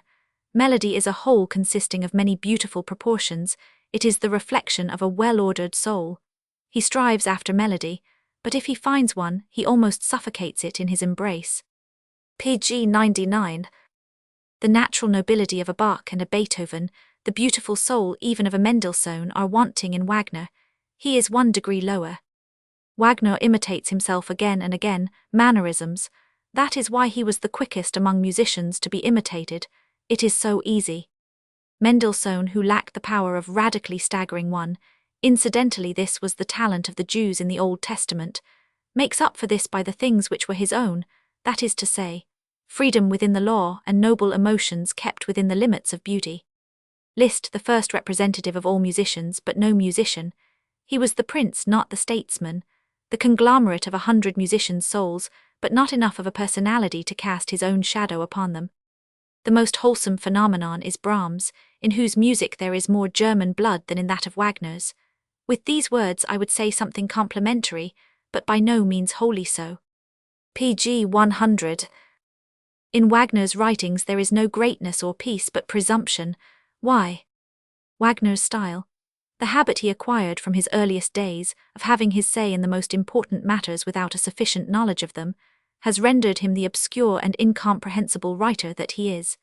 In addition to this, he aspired to imitating the witty newspaper article, and finally acquired that presumption which readily joins hands with carelessness, and behold, it was very good. I am alarmed at the thought of how much pleasure I could find in Wagner's style, which is so careless as to be unworthy of such an artist. In Wagner, as in Brahms, there is a blind denial of the healthy. In his followers this denial is deliberate and conscious. Wagner's art is for those who are conscious of an essential blunder in the conduct of their lives. They feel either that they have checked a great nature by a base occupation, or squandered it through idle pursuits, a conventional marriage and C. Pg 101. In this quarter the condemnation of the world is the outcome of the condemnation of the ego. Wagnerites do not wish to alter themselves in any way. They live discontentedly in insipid, conventional and brutal circumstances. Only at intervals does art have to raise them as by magic above these things. Weakness of will. Wagner's art is for scholars who do not dare to become philosophers. They feel discontented with themselves, and are generally in a state of obtuse stupefaction. From time to time they take a bath in the opposite conditions. I feel as if I had recovered from an illness. With a feeling of unutterable joy I think of Mozart's Requiem. I can once more enjoy simple fare. I understand Sophocles' development through and through. It was the repugnance to pomp and pageantry. I gained an insight into the injustice of idealism by noticing that I avenged myself on Wagner for the disappointed hopes I had cherished of him. I leave my loftiest duty to the end, and that is to thank Wagner and Schopenhauer publicly, and Pg 102 to make them as it were take sides against themselves. I counsel everybody not to fight shy of such paths, Wagner and Schopenhauer. The wholly unphilosophic feeling of remorse has become quite strange to me. Wagner's effects. We must strive to oppose the false after-effects of Wagner's art. If he, in order to create Parsifal, is forced to pump fresh strength from religious sources, this is not an example but a danger. I entertain the fear that the effects of Wagner's art will ultimately pour into that torrent which takes its rise on the other side of the mountains, and which knows how to flow even over mountains.